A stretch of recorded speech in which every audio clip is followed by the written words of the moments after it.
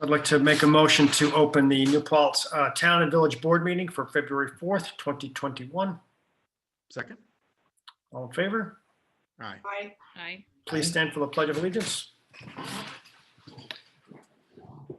Pledge allegiance Pledge allegiance to the flag of the United of the States, United States of America and to the republic which it for which it stands, stands, one one nation, nation, under under God, God, indivisible, indivisible, with liberty and justice for all.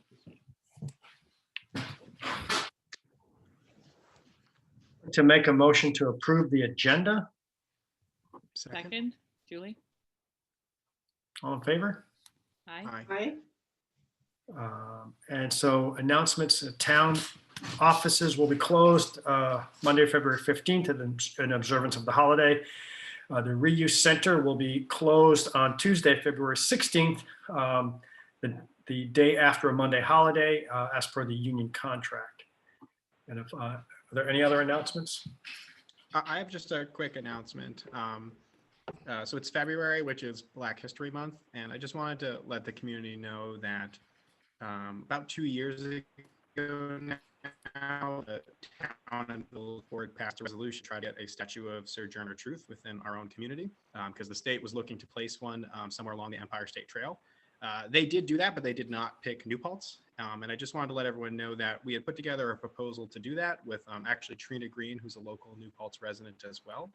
And she continued to pursue that project. And SUNY New Paltz is actually going to place a statue of Sojourner Truth on campus in our community, which is a really exciting project. They're currently seeking donations as well through the SUNY Foundation. So I know times are tough and there's a lot of great causes and things going on, but I just wanted to kind of plug that it would be great for people to contribute to this if it's something they were interested in. And I just wanted to announce too that the town and village board has also made a contribution of $4 as well. And the hopes is that the statue will go up in February, or I'm sorry, in the fall. Thanks. And so with that, I'd like to open up the floor for public comment. Right now, people are muted. If people could raise their hand, we will call on you. So if you could raise your hand with the Zoom function, I meant to look that up beforehand. So *9 to raise your hand. And that's if you're on a phone, you can do that with *9.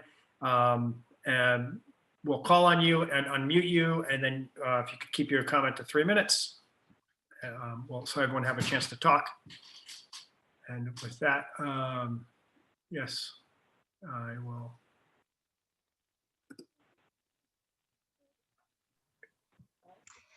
Hey there, I just want to introduce myself. I'm Camille. I'll be the liaison from Senator Mike Martucci's office. I tuned in on the phone for some of the past meetings. I was able to get on a computer so you could actually see me today. Nice to meet you. Everything comes back in person. You'll see me in the All skin. right. All right, thank you. Thank you for joining us. And I'll have more information in the future.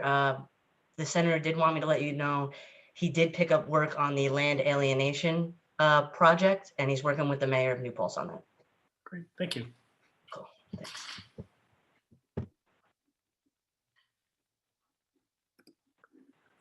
Anyone else?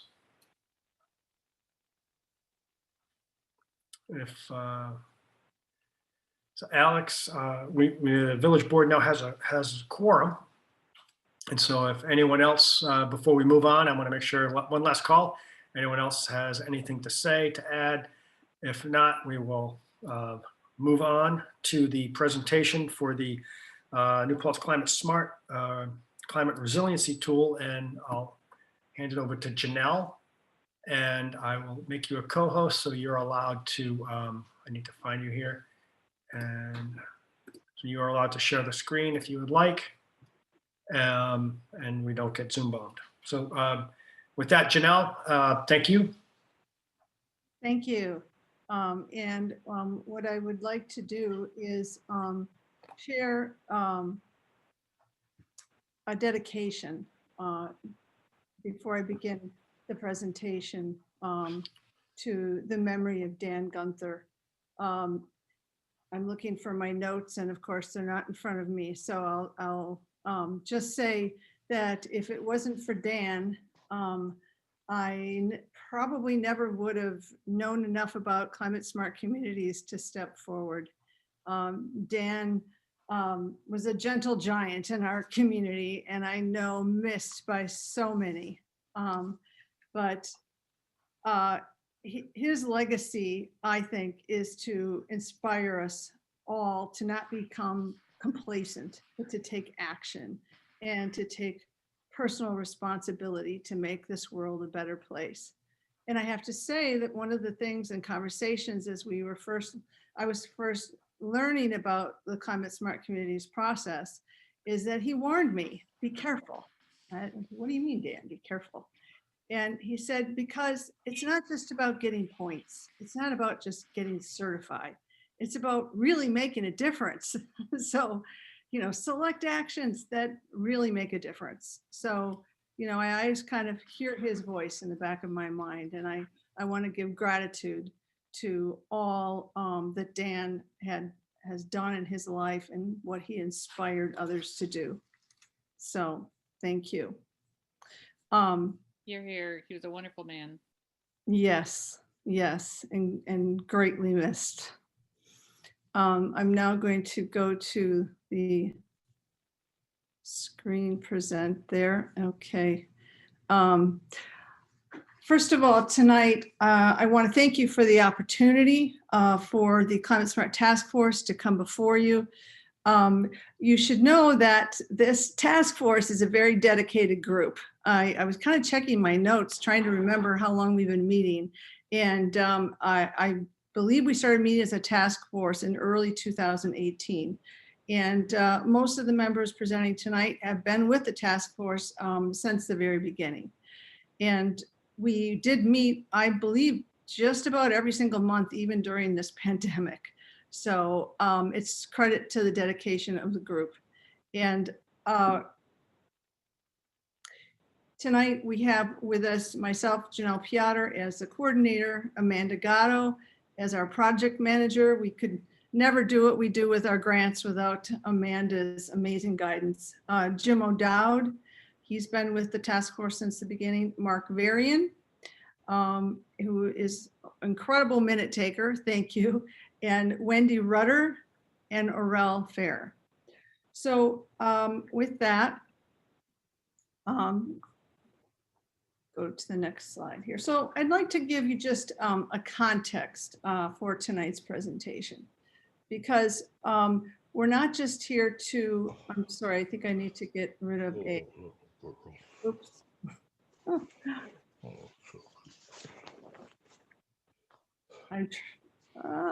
Georgie is such a big girl.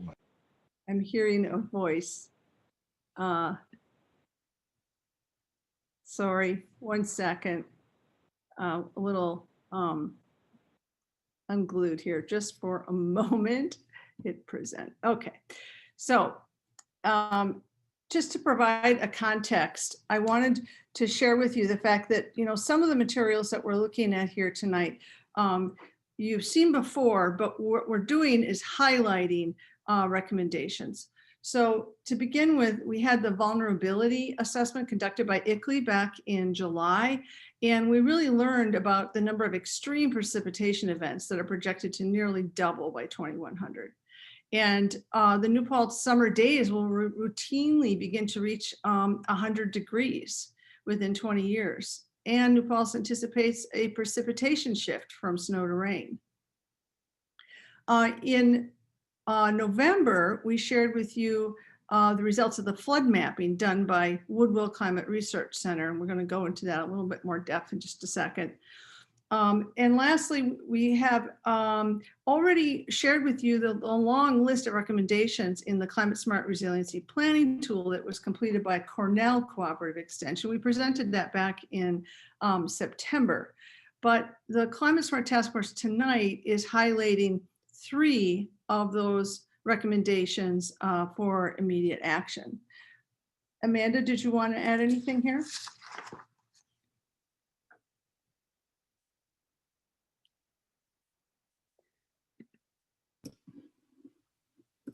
Okay, if not, I've unmuted her. okay.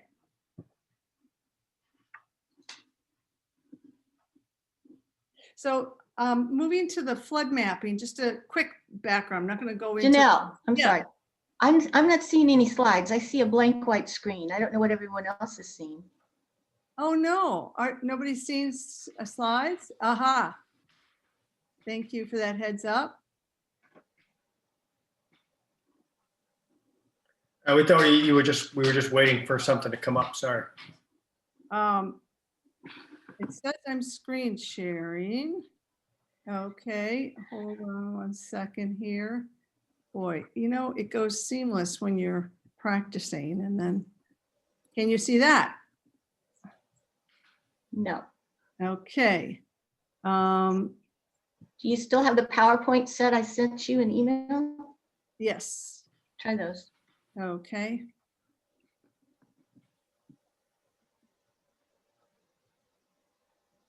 It says I'm screen sharing, Yeah, but start over. right? I'm right at the top. Yeah, maybe hit that refresh in the bottom right-hand corner. Or is that, no, that's not a refresh.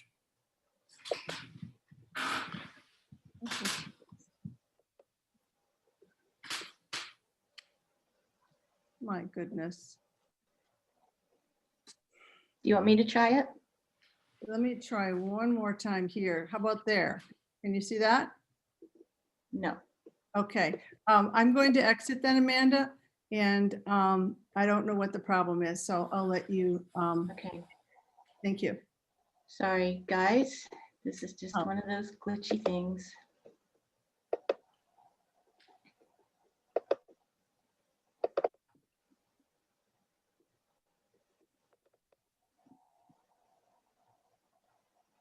I'll start talking about the flood mapping while I was just pulling up the slides. So in review, you know, some key things just to remember as a backdrop about the flood mapping is that it was projected that 1,000 buildings will be affected when we have at least with 15 centimeters of flooding, not just an inch, 15 centimeters during today's 1 in a 100-year storm.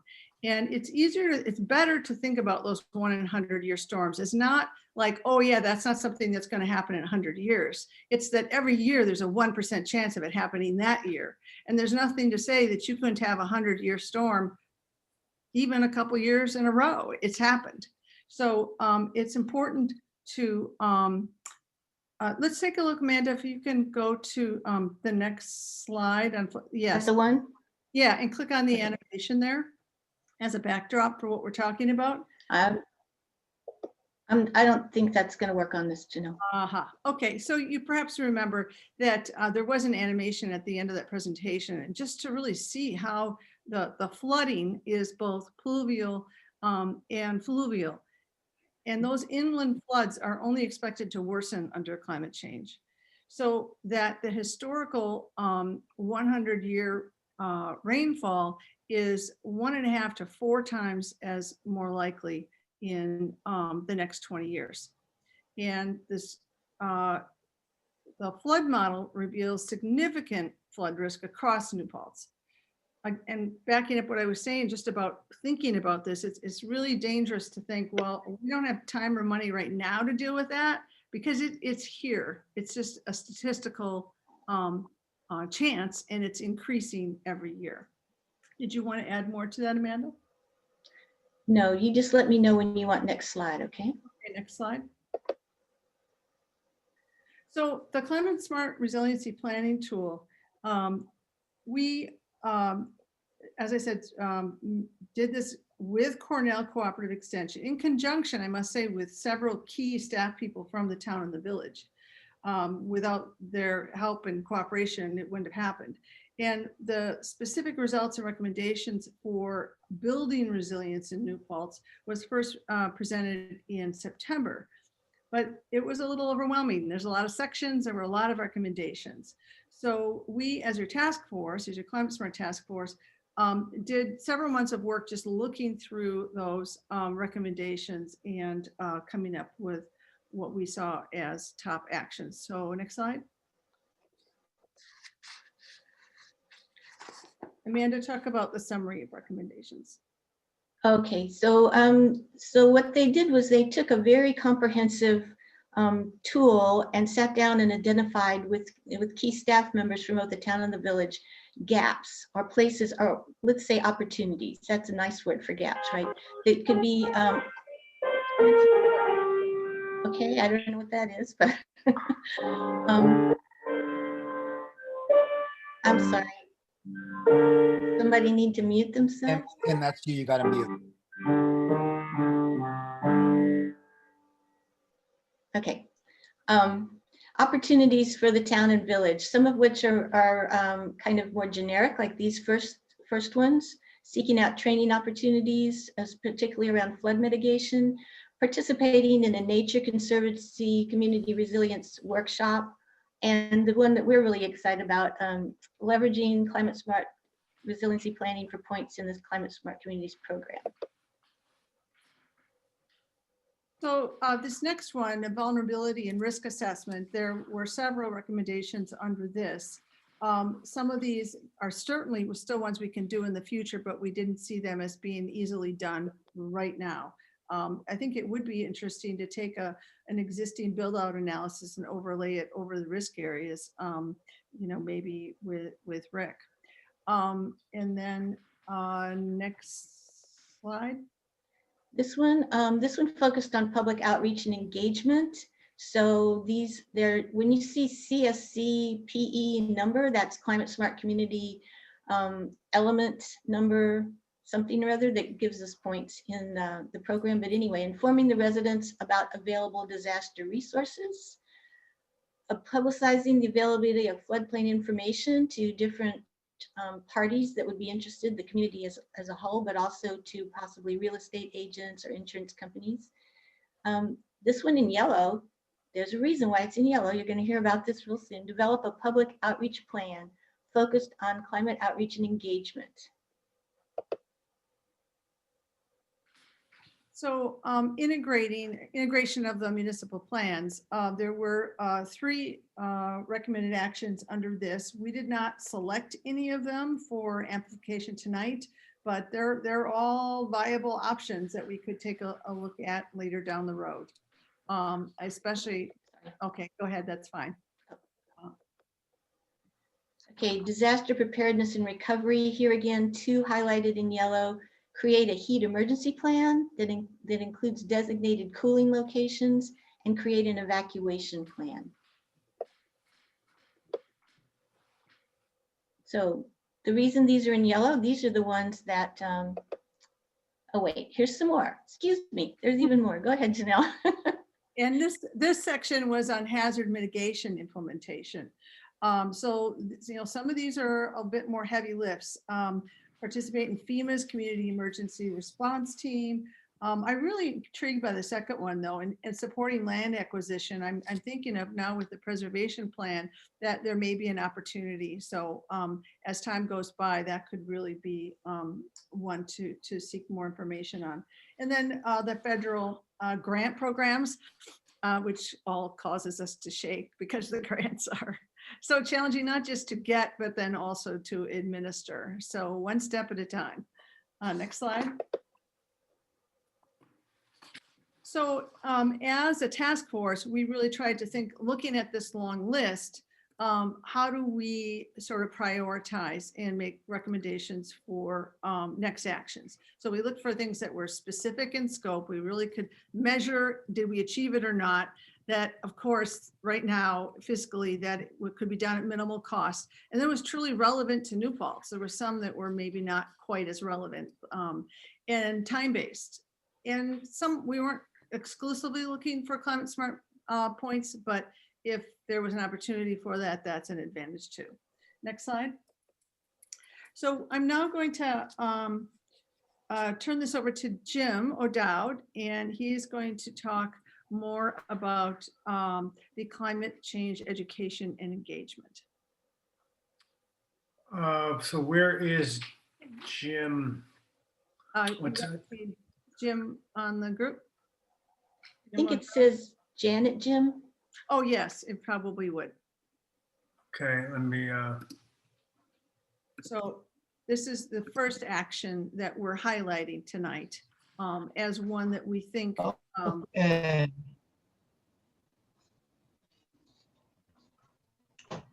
Yeah, There you go. yeah, Dan. thanks, Janelle, and thank you, everyone. Developing a public outreach plan is important for many aspects of the whole program. But education of the public is really kind of a central way of the village and town communicating and having people understand the rationale for all of these actions.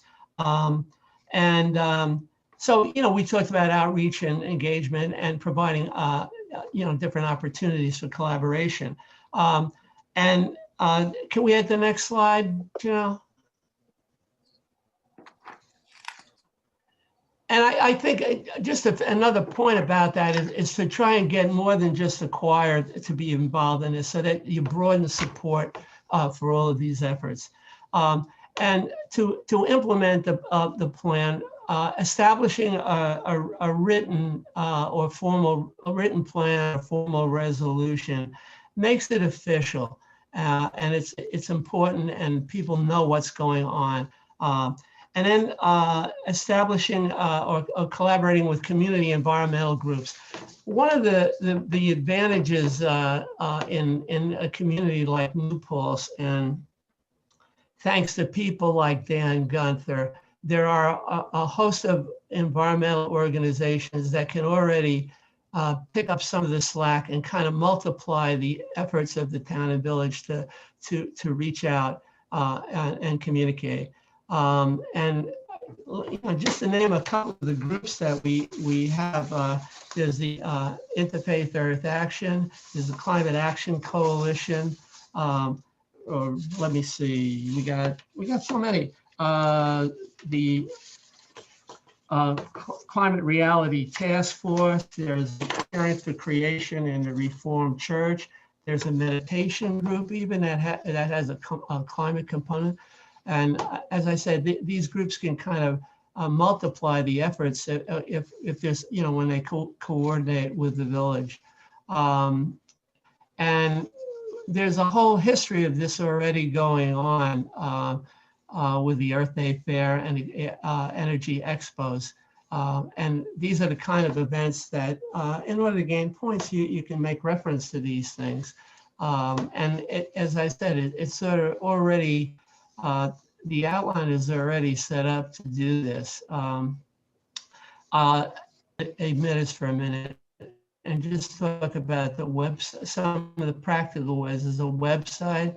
We have a local television station that we can use, and working with our local newspaper, maybe having a regular column would be one way to do that. And I think they might be interested in that. And the next slide, Janelle.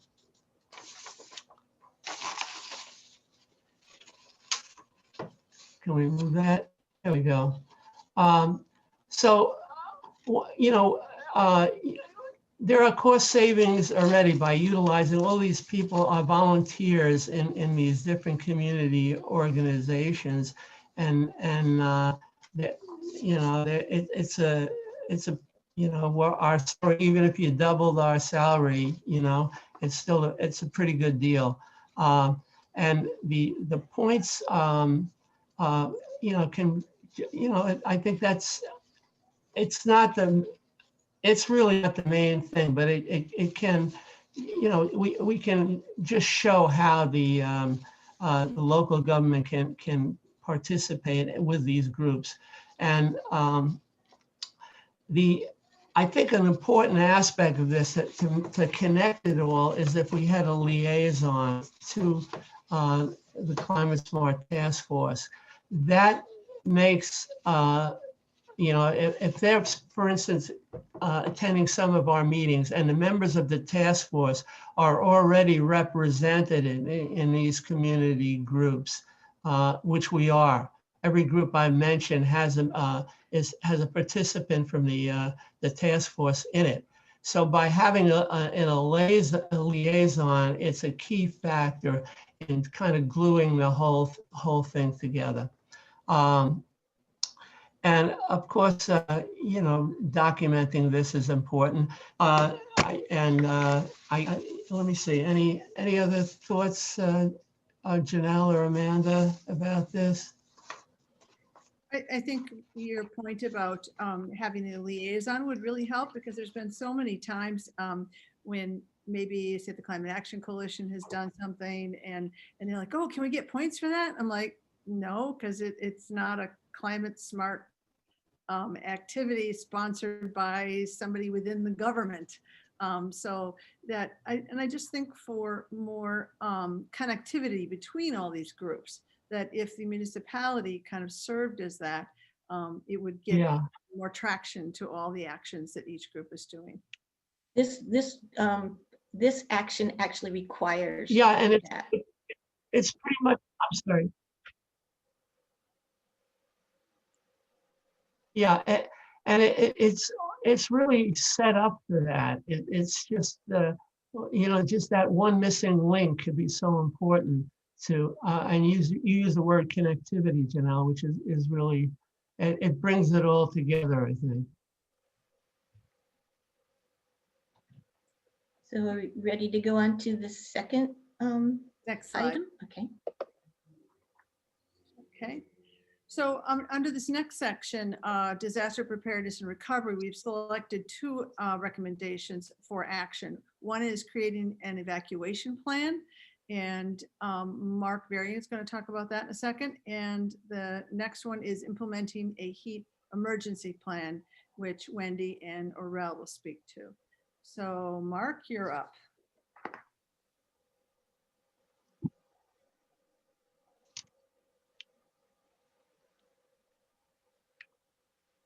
Neil, have you unmuted Mark Varians? Any of the co-hosts can do that. So we've made a lot of people sorry. co-hosts. So, I didn't.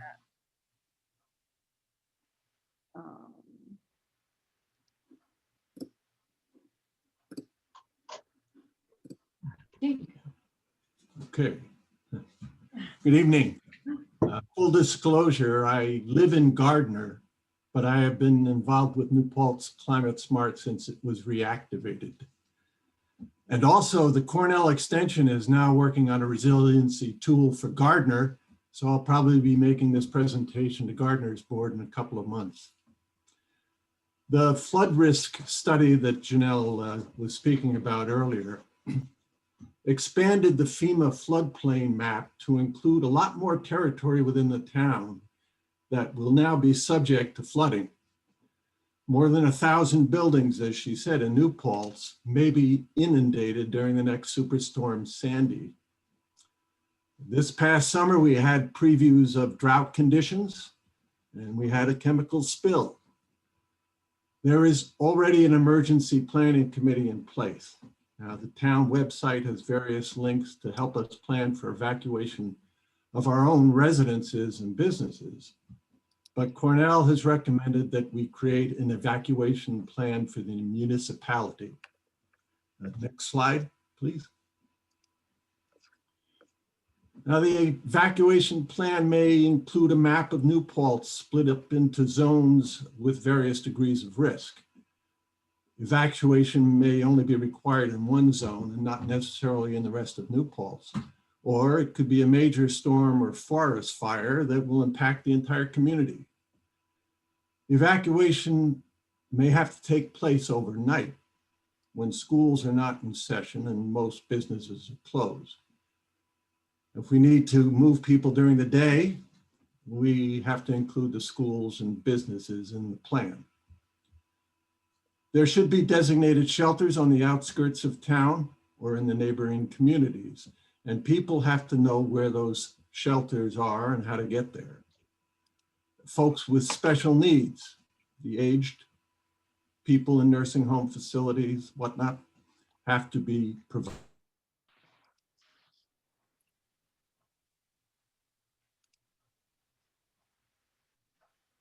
I think Mark froze. Good. No, he seems to be frozen. Here comes. No? Excuse me? Mark, you froze on us here. You should Oh. repeat the last couple sentences. Last two bullets. Can you hear me now though? Yes. Okay, I just was saying Ulster County has a basic evacuation plan with some maps and instructions, so it would be wise to coordinate with them. As I worked on the presentation, I became convinced that an evacuation plan is essential. We can't be comforted by terms like 50 and Froze again. it again. Fires will happen. And chemicals. Dear. Apparently this is what happens when you live in Gardner. Internet.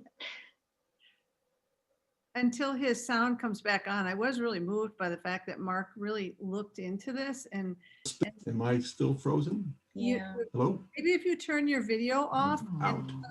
and have your audio, I don't know what to do. that sometimes takes less bandwidth, because you had some really important points to make. Hello? Help. Go out and come back. No, that's spam. Uh, We can hear Miriam. Yeah. oh. Can you hear us? Yes, Yes. go ahead. That got us back. Go Okay. ahead, Mark. I don't know where it left off. You said you became convinced it was really important to have an evacuation plan. Oh my gosh. Ah. Okay, I'm sorry, everybody. So I think coordinating with Ulster County is really important. We had the sense, if I can recall what Mark said, is that in some cases he found, Move on. Oh. Move on to the next. Mark, you there? No, Janelle's going to just recap. Go ahead, Janelle. In some cases, Mark had found plans, but they were not necessarily, they weren't cohesive in one place. There might be a plan, but it was very hard for the average citizen just to find it. So really looking at, maybe making more public, it kind of actually connects to the action that Jim talked about, is having an outreach plan so that whatever the evacuation plan is, everybody knows what it is given a certain type of emergency. So I know that Mark had more to say, but maybe when he gets looped back in, we can circle back. So let's go to the next slide. And I think Wendy is going to jump in here, and Aurel possibly, and we're going to be talking about the heat emergency plan now, switching gears. So Wendy, let's see here. One of us needs to unmute you, I think.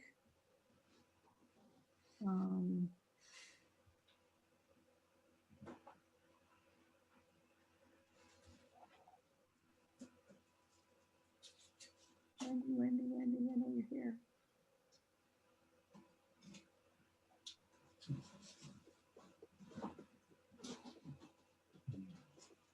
Okay, I've unmuted Wendy.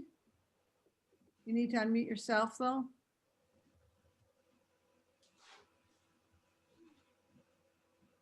Sorry. Okay. Okay. You got, hello, everyone. Okay, so yeah, this is divided into two sections. To start out with just general creating what is happening to create heat emergencies. It's pretty self-explanatory, I think, this slide. People don't need to really be told. We've experienced these incredibly hot days, and each year it just gets more and more, as well as warmer winters. So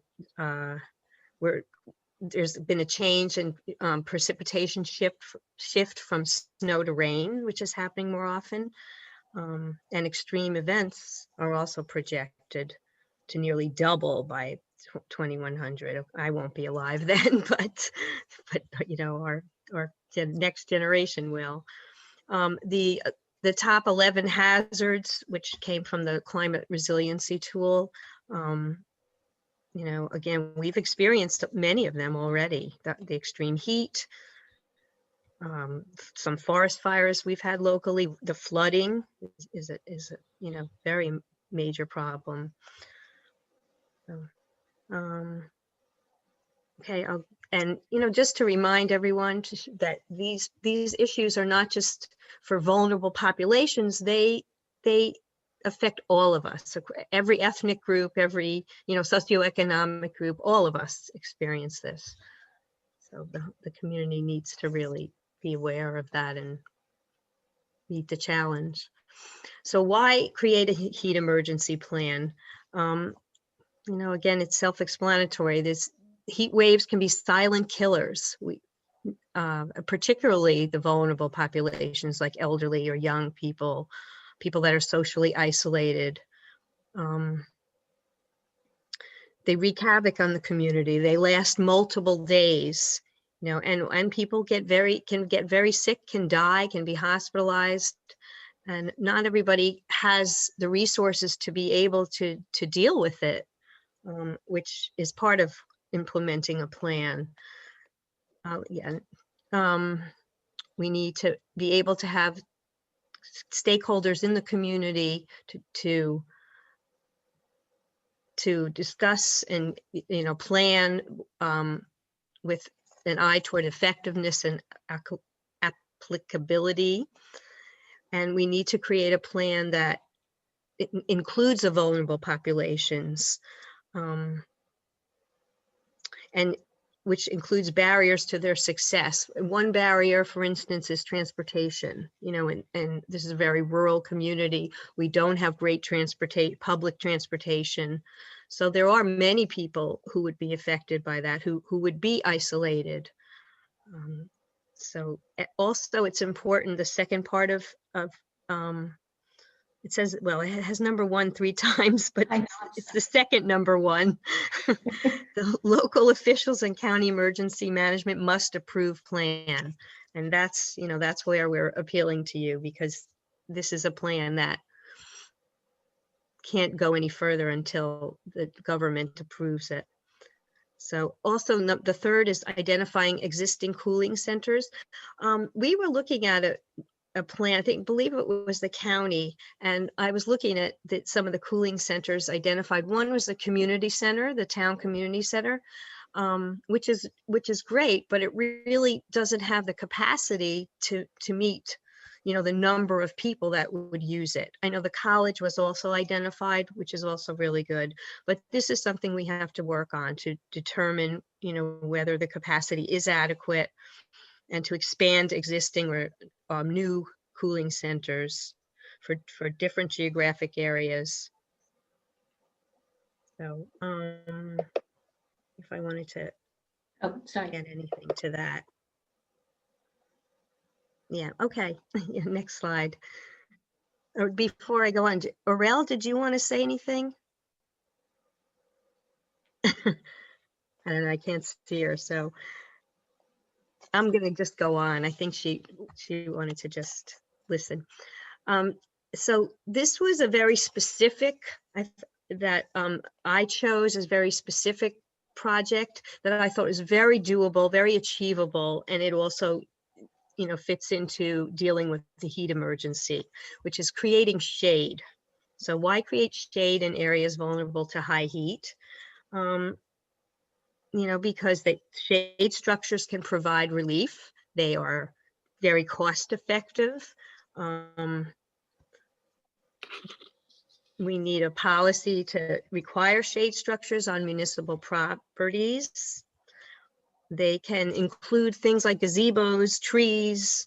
Trees is a very important shade structure, and covered outdoor facilities.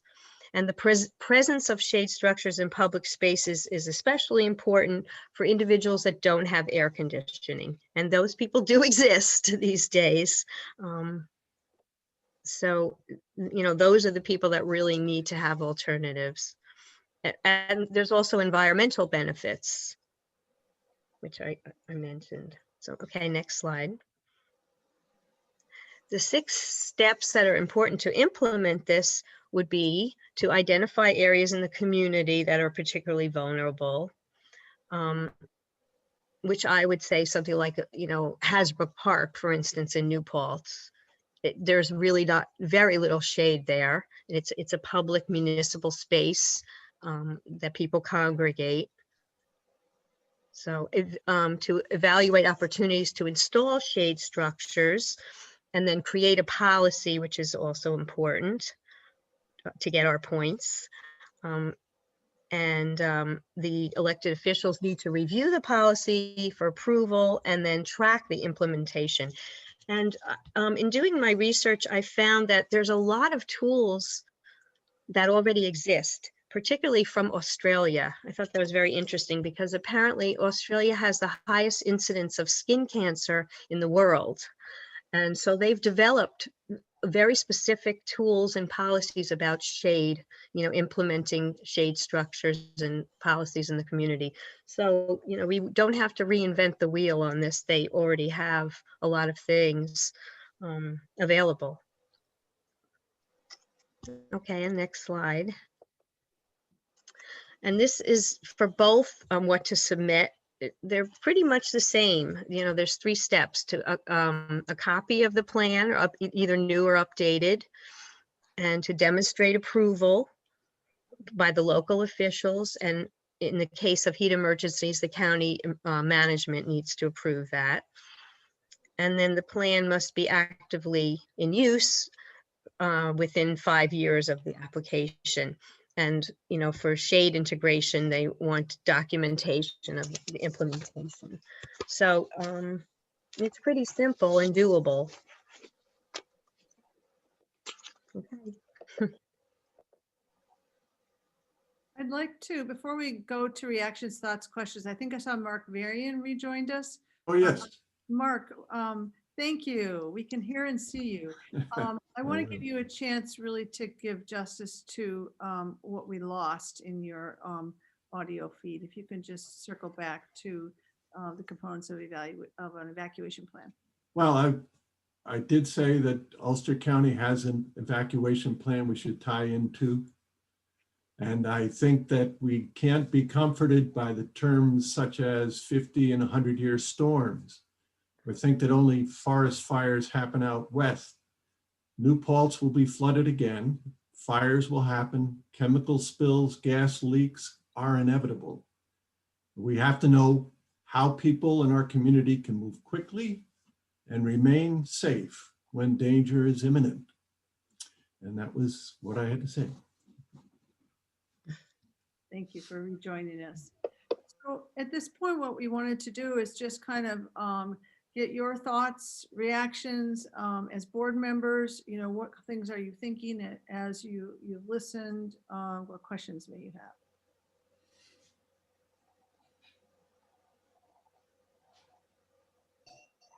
Hi, it's Michelle with the Village. We have been looking into shade at Hasbrook Park. We've talked to different families who use the playground too, and obviously we did plant trees there, but it's going to take a while for them to mature.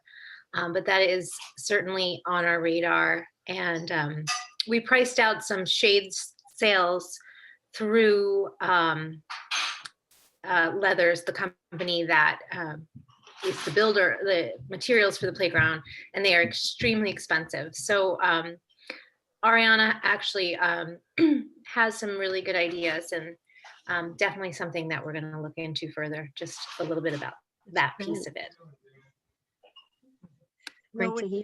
What's interesting is the concept of having a shade structure that's actually solar panels on the roof. I've seen a shade structure where, it's like a solar parking canopy, only, the purpose can really truly also be to provide shade. But as you said, Michelle, very expensive. Other reactions, thoughts? Well, I have a reaction. The gathering of people in centers that provide heat or cooling, though we're very hopeful that we'll be out of the virus situation that we're currently in. I think we have to make plans or keep an eye on what would be required to gather people in an emergency situation like that under one roof. So Bill, I mean, as Bill points that out, you know, we have the community center is listed as one, but it's not for, it's for during the day only. We don't have, you know, it's one room and we've used it in the past. If someone needs a place to cool off, they've gone to the community center, but you know, we don't have the staffing or the ability to have people stay overnight there. So we do need more places, right? And if you guys can identify any, you know, if there are you know, religious organizations or, you know, partners in the community that would be willing to be part of this, I think that might be a good way to go forward. I think it's a lot more complicated than it seems. You know, there has to be, you know, all sorts of security and everything else in place if you're going to be having families there and stuff like that. So I think it's good and it's worthwhile looking into before we need it, so we have a plan for when we need it. So I appreciate your doing this. One of the things that we talked about is that there may indeed be an intersection between these big storm events and losing power, and therefore really needing cooling centers that have backup, you know, generators or whatever. And in terms of capacity, maybe the only partner that has enough size, especially in the summer months when this is more likely to have, would be SUNY, the university. So we're wondering if that might be something that could be pursued further. And I mean, they have I mean, we could talk more about it, but, you know, I think their relationship is really through the Red Cross. And so I would say it would be worthwhile coordinating this with the Red Cross. They're the ones that really kind of decide whether or not to initiate the shelter, right? And so it's kind of above our ability to do that. It's really when, you know, these things happen on a larger scale and the Red Cross comes in, and that's when SUNY gets involved. So, you know, I think it's good. We're going to talk to the county and figure out exactly how this works. And you know, what's the plan going forward as these events become more frequent? Janelle? Yes. So I think what we kind of need to circle back to is that there are a number of possible action steps as a result of this resiliency tool. It's, you know, the boards could look at those and decide if they feel there's others they're more intrigued by or feel might be easier, or you know, this was just the task force going through and looking at some that we hoped would be, you know, possible. But we, the task force, cannot be the initiators. We will be glad to support and help however we have, but the two boards, the village and town, need to choose the actions they want and need to provide someone that will work with us as a point person to work through all of this. And then we'll provide whatever support, but we're unable to, you know, to take it and then bring it to you and put it as a finished product. It's not gonna, yeah. So. I mean, if you could send out those, I mean, we probably have them from the presentation, right? But maybe just a brief list of those, and we can talk about it some more. That'd be great. I'd love to look them over. That would be great. That's what we're hoping for. What I can also do as follow-up is send you the PDFs from the portal where you apply for points. It's very specific. It provides examples of how this has been done in other communities. Each one's only a couple pages, so it's not too tough to get through. So I can send out some of those PDFs just in follow-up to this presentation. I think circling back to the point that Jim made, you know, what would really help us as a task force be more effective is if we did have, even if it was on a rotating basis, one point person from each of the two boards to be part of our monthly task force meetings. Because a lot of times there's things where it's like, well, we might have a good idea, but we don't know that you like already have that going, or that you explored it and it's not possible. You know, we just need that more month-to-month communication. Would that be something, you know, the town and the village board would be willing to commit to?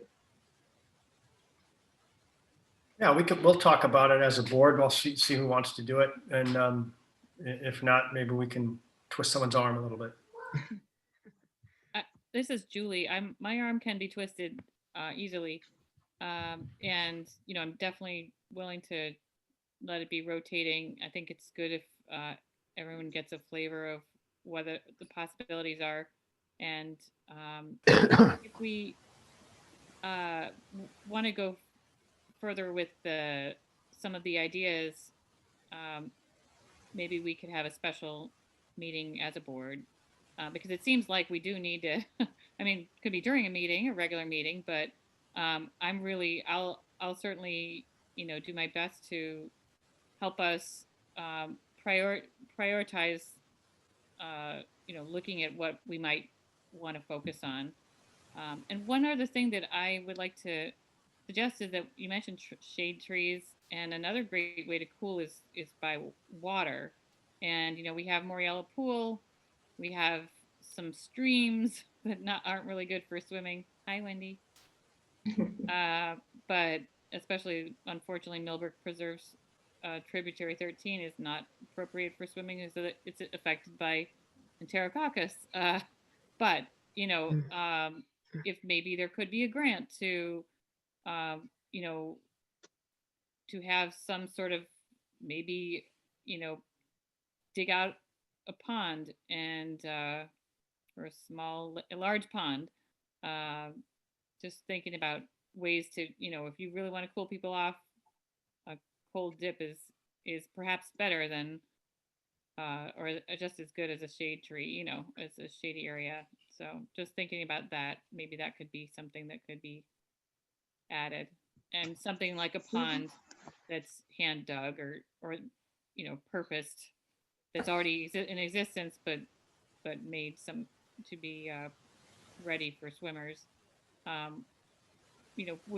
Would be cheaper than another pool, because obviously there are limitations to how many people could fit in. I mean, I think one of the things about pools is, you have to have staffing and lifeguards, and not everyone can swim, but they have these, like public fountains. Out in Oregon, I've been in Baltimore, they have one down near the harbor, and they're just like spray gardens, and I think those are nice. They're kind of equitable. They're accessible. So, something along those lines might be considered at some point. They're not cheap though. They cost probably north of $100,000.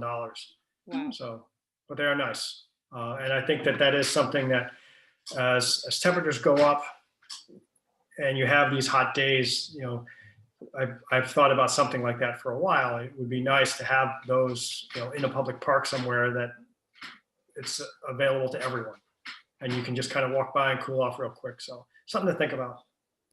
Great idea. Absolutely. And this kind of discussion and planning and, creating a plan and adopting it helps move us towards funding, because it looks like we didn't just, pull it out of the air at the last minute because some money showed up. It's like, it's a plan. So that's a good way to approach it, Neil. Thanks. We have so many beautiful natural areas. I keep, thinking of how we can, even under hemlock trees, it's supposedly 10 degrees cooler. And I know it's much cooler under hemlock trees. So just maybe even access, looking at evaluating the access we have. Can we improve access to places where there's a natural stream, and, barriers, maybe literal barriers could be removed, and some figurative. Nature-based solutions. We often don't look to those first when we should. Julie, thank you very much for your interest in being a participant in the task force. We meet on the third Monday of the month at 7 o'clock. So. Great.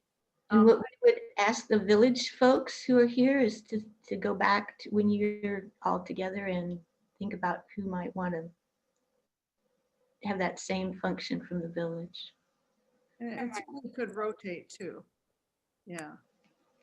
Yeah, we'll do that. Thank you. Thank you. I see that Camille has had her hand up for a while. You had a comment? Oh, no, I think I just wanted to mention that I actually met with the Red Cross earlier today, and they are running emergency preparedness trainings that we're coordinating doing one. If you'd like to possibly work together on that. I don't think it's particularly climate change directed, but it would be the evacuation plans and what to do in the event of a major event. That, and also my other question was when the task force meets is third Monday. Where would I find the link to participate in that? Send an email to newpaltzclimatesmart@gmail.com.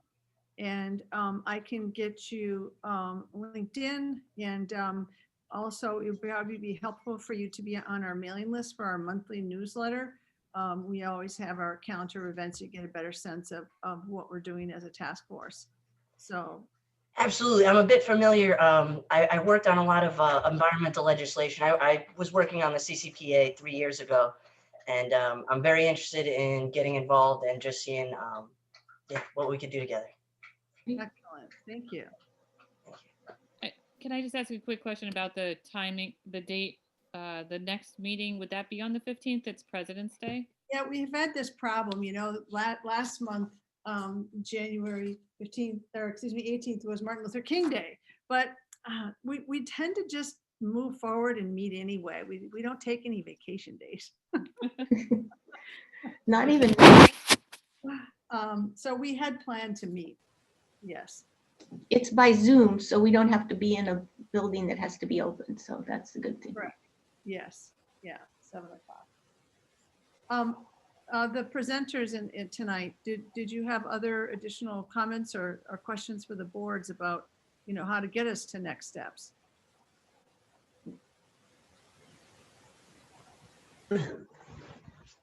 Not offhand. Mark Varian, are you unmuted? I wonder if you could just speak to, like, what would you see as the very next step with trying to coordinate evacuation plans? Can't tell if Mark's muted or not.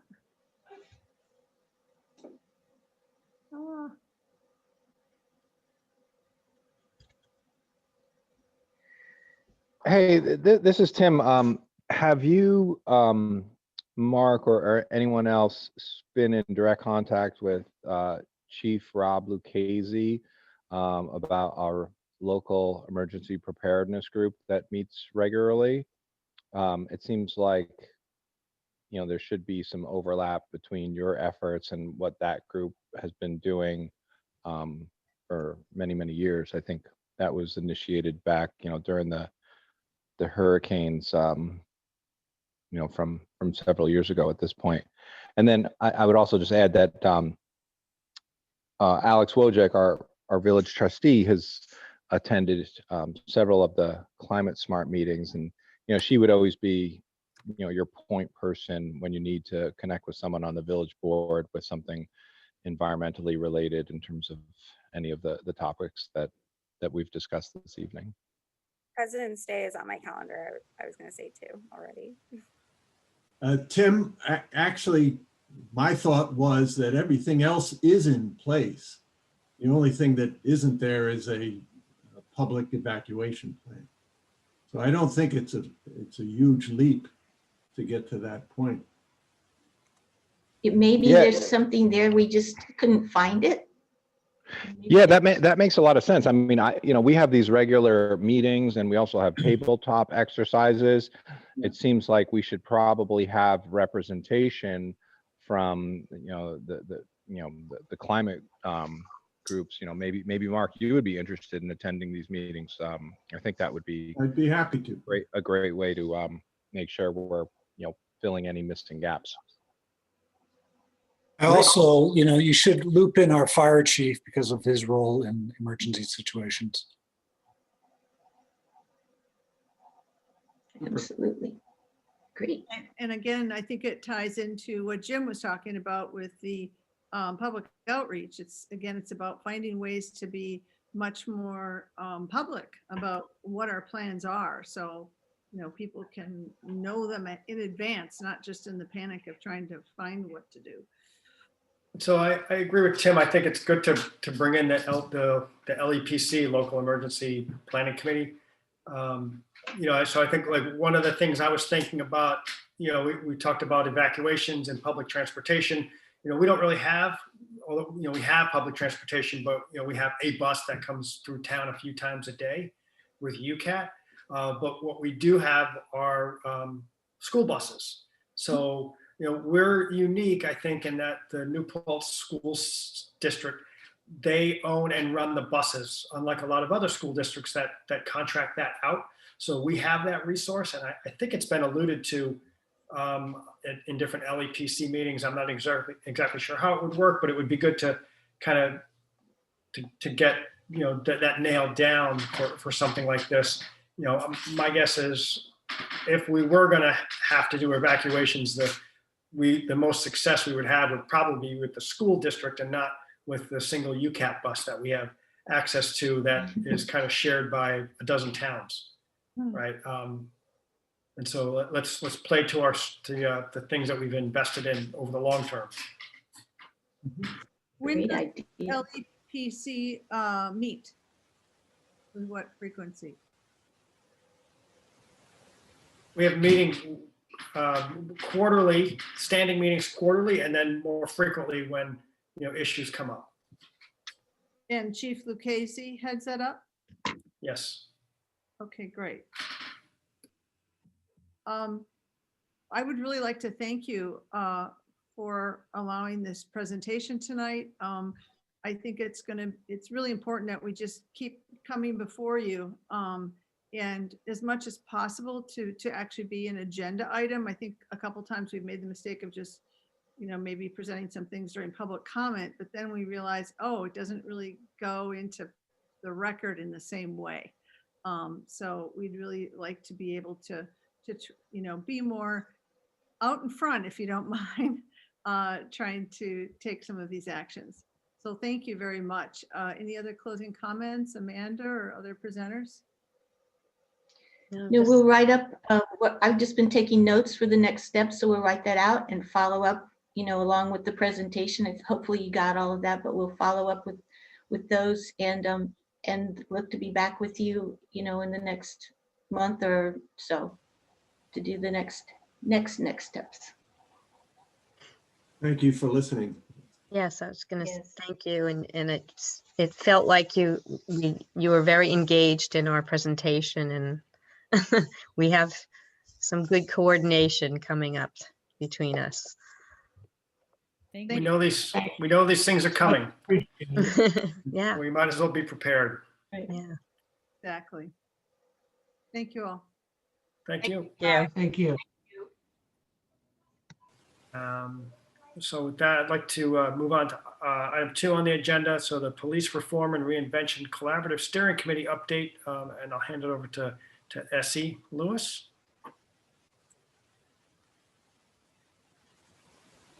I think you're a co-host, so I think you can unmute. Yes, thank you.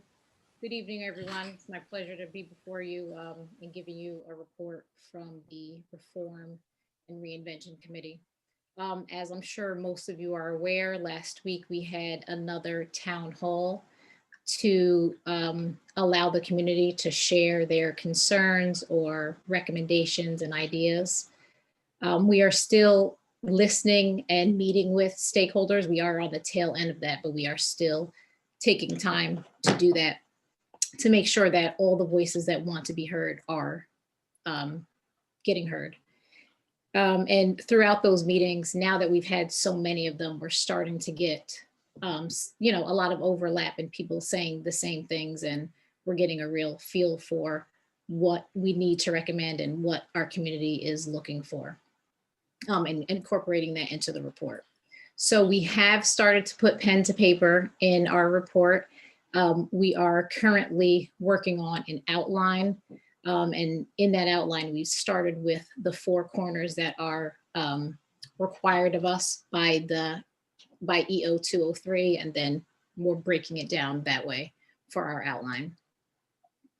Going back to meeting with stakeholders, we are looking to meet with the town board, village board, and police commission. We would like to do that in small groups. And I have had a conversation with Dan Torres about helping me to coordinate making those meetings happen. So I hope everyone on the board stays tuned for those type of meetings.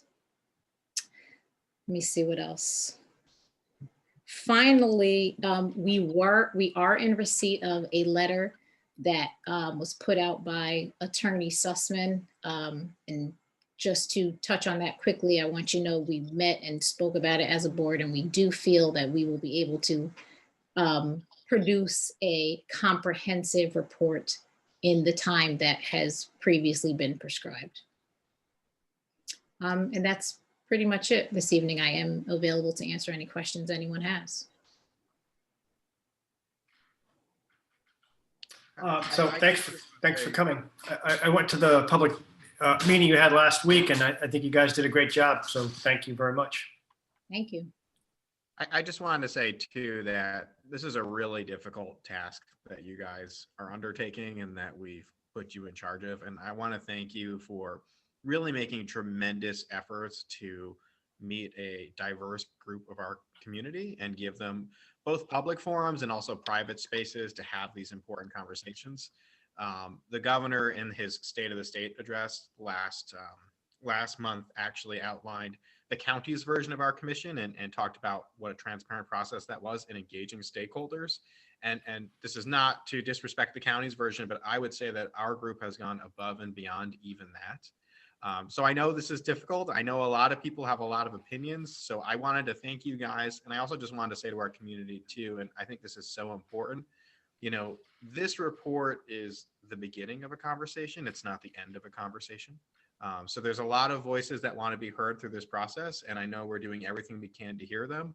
But I also just want to be clear and say that no matter what is presented to us, it is just the start of a much longer and important dialogue that we need to have too. So thank you again.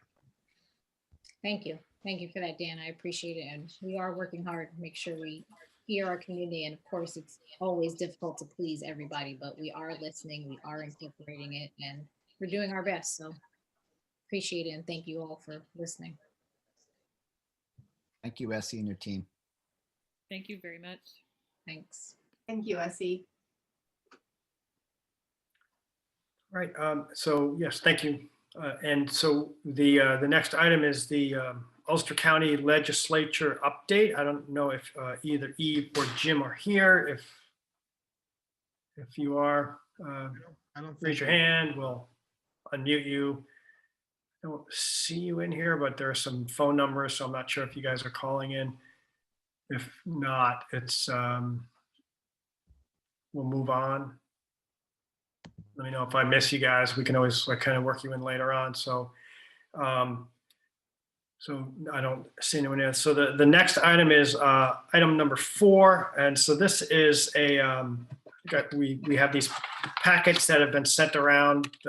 Town board members they're in their mailboxes. I don't know if you've seen them, but there's a request to the town and village boards for a potential project that's on in the town but adjacent to the village, and we need to decide who's going to be the lead agency for seeker.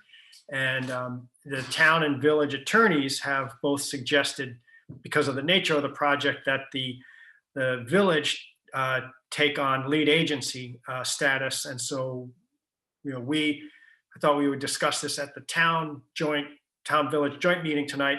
But, you know, my recommendation is to go with what the attorneys have suggested. And, you know, my motion would be to declare the village, you know, as lead agency for seeker review of the project. And I want to kind of open it up for discussion.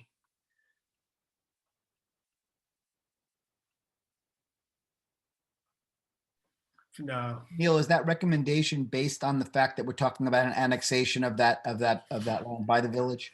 It would be annexed by the village, and then there would be, you know, basically the village would be running the project. It would go through the village planning board, and, you know, it would be mostly decided by the village. You know, we would be kind of, you know, once we agreed to annexation, it would kind of be out of our hands and out of the town. So it makes more sense for the village to take over the lead agency.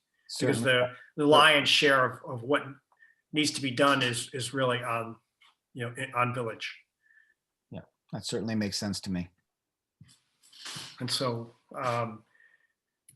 any other thoughts, discussions? So my motion is to declare, for the town to give up, the rights to be lead agency and, allow the town to take, the village to take on lead agency of seeker.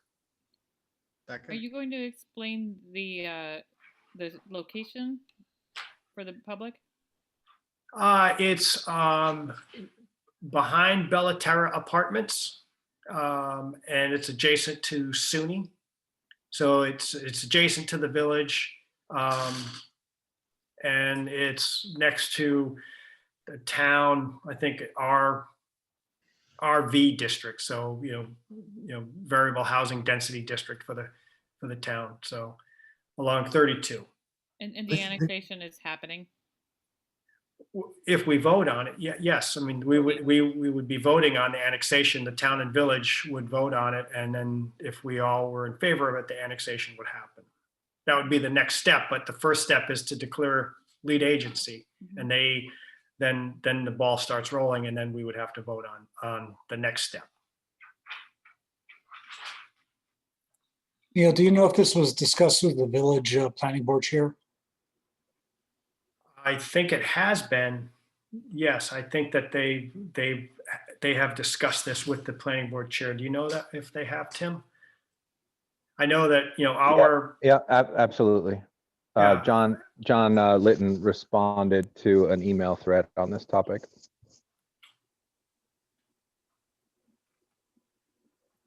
So my motion for the town to give up lead agency status in favor of the village taking it over.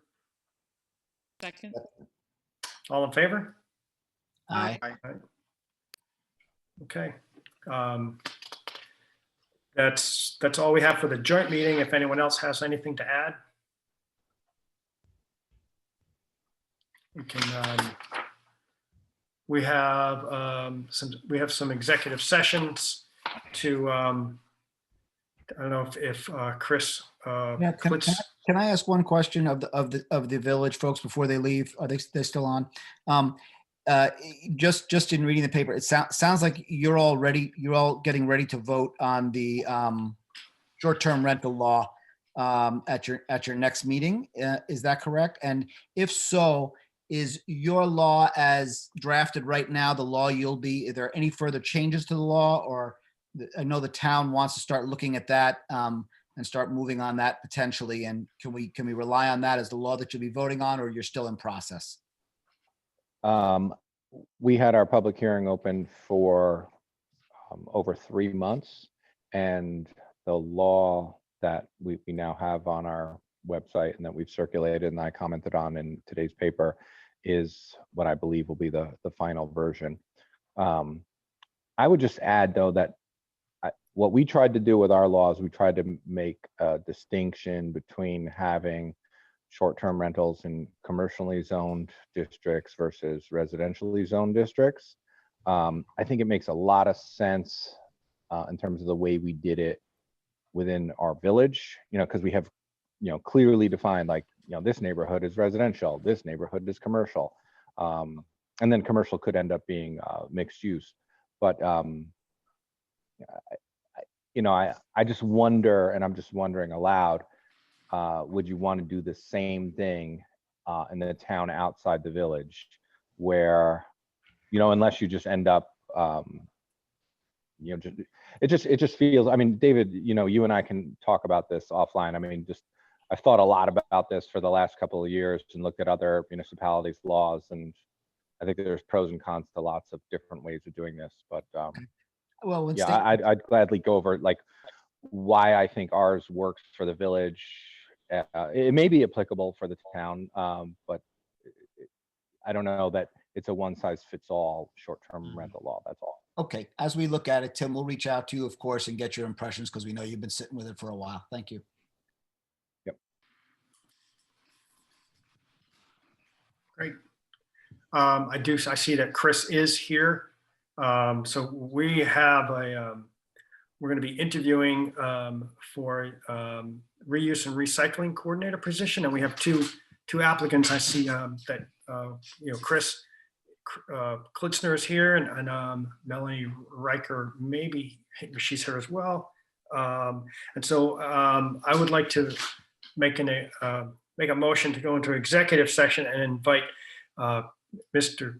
Klitzner in, and we'll spend some time talking to both applicants. And I'm going to pause the meeting, and we'll send everyone out into the waiting room, and we'll come back out after that. Is that okay? Sounds good. All right. So I'm going to make a motion to go into executive session, and then we'll put everyone in the waiting room, and I'll pause the. Just thanks everyone on the village board who were able to come and do the meeting tonight. Thank you. I second your motion, Neil. Thank you. All right. Aye. Aye. Okay.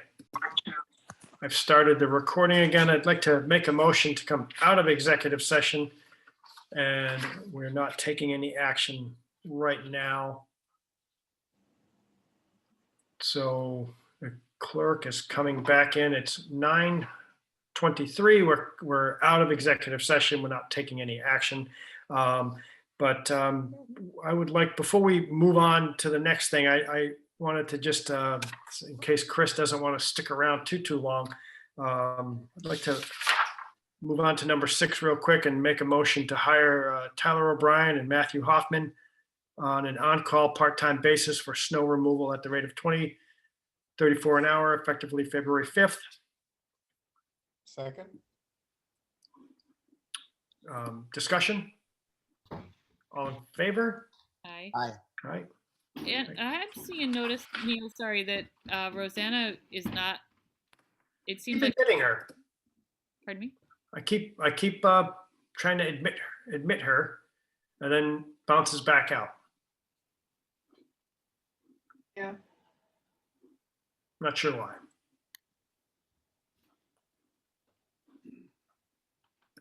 And I would just say, Chris Klitzner, we will be in contact with you shortly. You don't need to stay on the meeting if you don't want.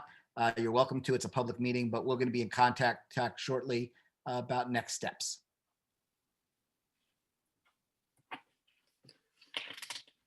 Yeah, I'm not Thank sure you very why much. the waiting room is.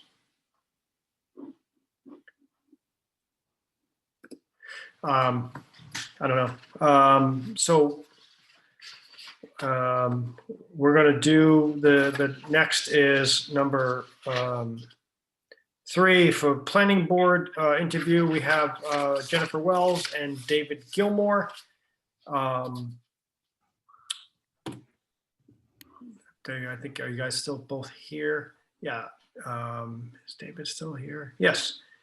And so, we're normally, we do these in, we kind of have some questions for the both of you. Are you, I guess, do you guys want to start with, you guys have, board members have a preference? Well, just a question, Jennifer, it looks like you're interviewing for the alternate position. Is that correct? Oh, let me do these guys here. Mute. I had originally applied as an alternate, and then because that's what it said on the website, but then I was told that there is an opening for a full member, so I'd be interested in that as well. Okay, thank you. Good to know. Thank you so much. Okay. And so you guys have a preference? You guys want to, we could go back and forth, ask each of them questions, or do you guys want to do a single person at a time? Jennifer's first on my list here. You guys want to talk to Jennifer first? Let's talk to Jennifer first. Okay. I'm going to try to get Rosanna in. I'll let one of you guys ask questions if you'd like. Are we going into executive session or no? No. We've been told we're not supposed to do these in executive. When we're interviewing personal people for jobs, we can do it, but we're supposed to do these out in public for town, for board positions.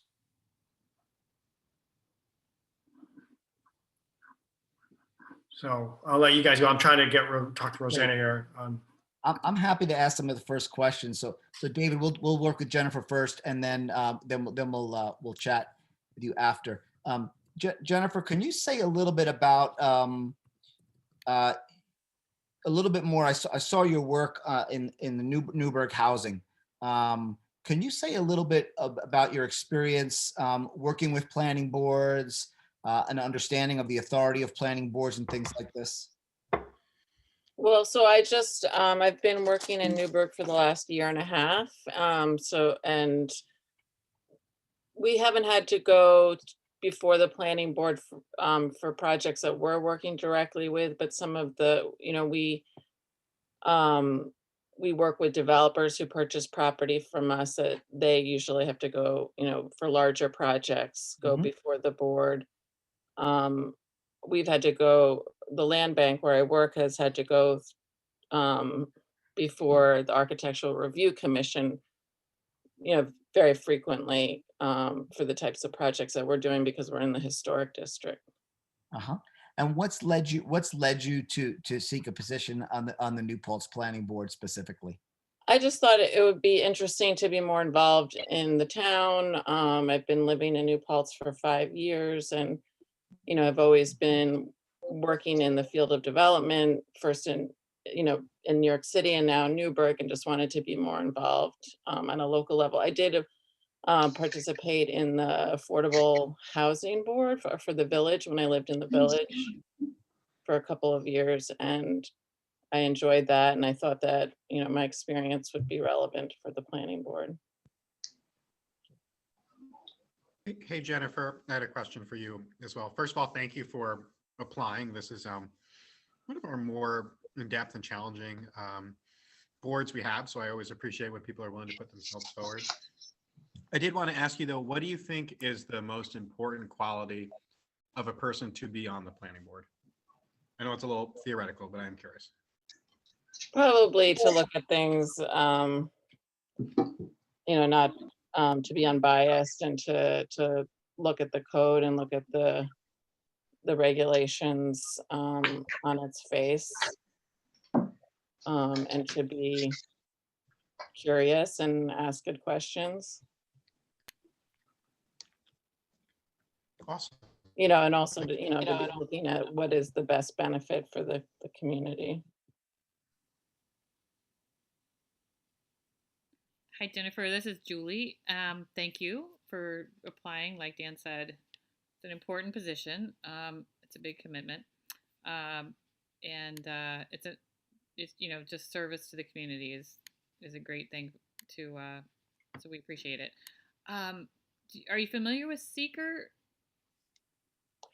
Yeah, I mean, I haven't been super involved with it, but I'm aware of it as. Yeah. And so in terms of planning and zoning experience, have you been involved in that? Not directly. I'm more so in terms of like on an advocacy level in my former job where Seeker wasn't followed for laws that were passed, or tangentially with projects that I'm working with in Newburgh, via other developers that we work with. Well, I'm sure you would be a quick study, and I don't mean to suggest it's a make or break. These things can be learned, and so thank you. And Jennifer, just to follow up on Dan's question about that, I really appreciated your answer about, we look at the planning board's job as like applying the code and not coming with specific bias. And do you feel pretty clear that, hey, I don't have a bent toward growth versus non-growth or commercial versus, that you feel pretty clear and impartial in that way? I think I do when it comes to New Paltz, maybe because I haven't been as involved. So I haven't created those biases in the same way. I mean, it's different because I live here, Yeah. but I don't have strong feelings either way about those issues here. And as far as the time commitment, it's a big job. It's a 7-year term. It's a 7-year term, and it's 2 meetings a month that can go pretty long, and then reviewing plans. The folks who are our strongest planning board members are the ones who really dig into these projects and understand what's wanting to be done, and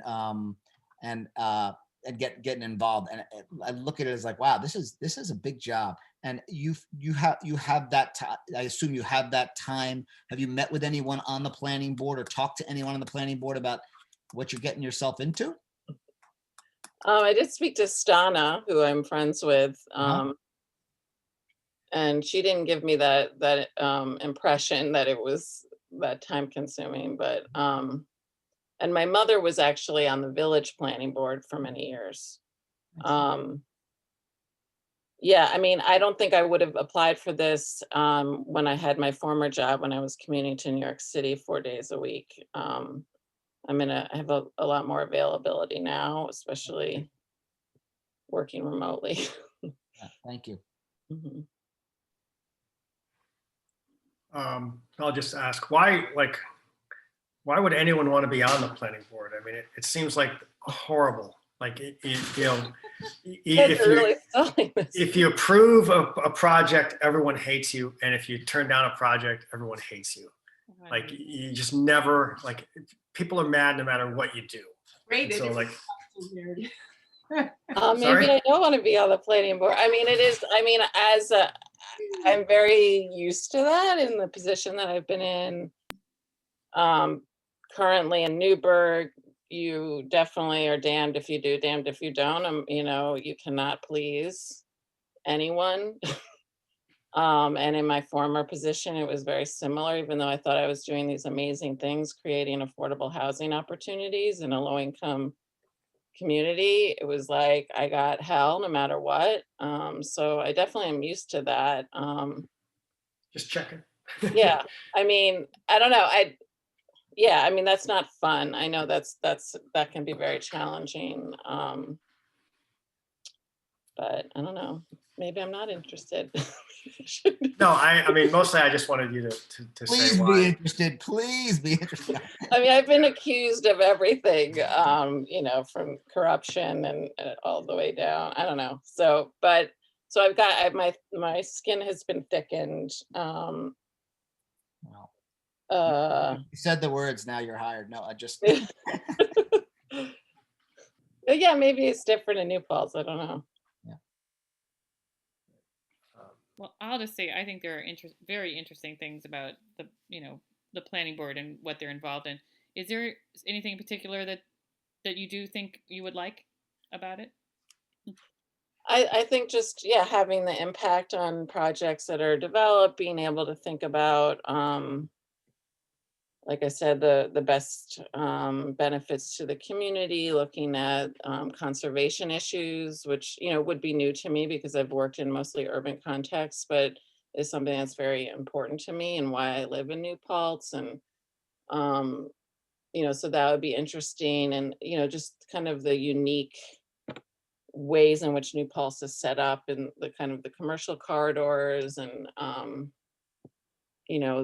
all of the pressure now from newcomers and inventory issues. And, I think it's a very interesting time in New Paltz development. And I think it'll be really key to handle things appropriately. Jennifer, do you have any thoughts about, because affordable housing is you bring a lot of expertise in that. Is like, you have any thoughts about affordable housing in New Paltz? Have you given that any thought about like what we can do to be a more inclusive community when it comes to affordable housing? Yeah, I think it's hard. There's obviously the village has affordable housing law that was passed. I think it's kind of a drop in the bucket. Obviously, the amount of units that are created by that. And it's hard in this kind of context of single family houses, and I'm in the process of trying to develop more affordable home ownership opportunities in Newburgh. And it's just the funding that is available for that is very limited, and I don't know about inclusionary, how that an inclusionary law. I know the town had kind of was looking into that as well, and how that would really work in a more rural context. I don't really have great answers to it, unfortunately. Yeah.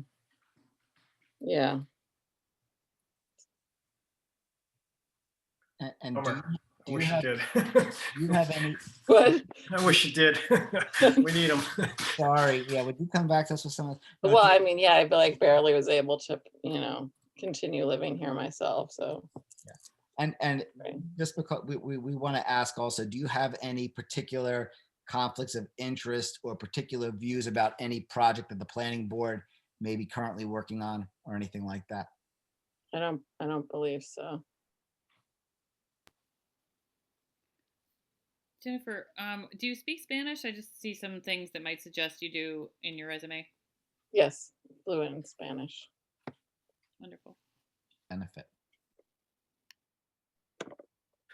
Does that come up a lot? Hopefully can. more and more, hopefully more and more. Hopefully all the time. Yeah.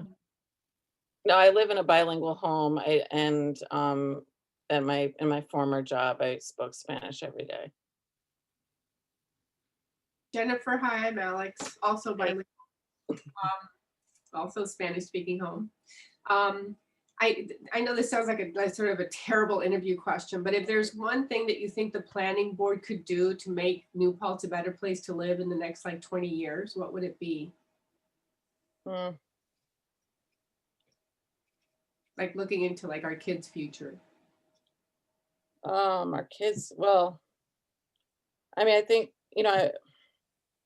that's a big question. I mean, I'm interested in conservation. I think that's what makes New Paltz so attractive, is the access to nature. I think there's a need for more jobs and good paying jobs. That's a huge issue. I mean, I experienced that. My partner has experienced that tremendously.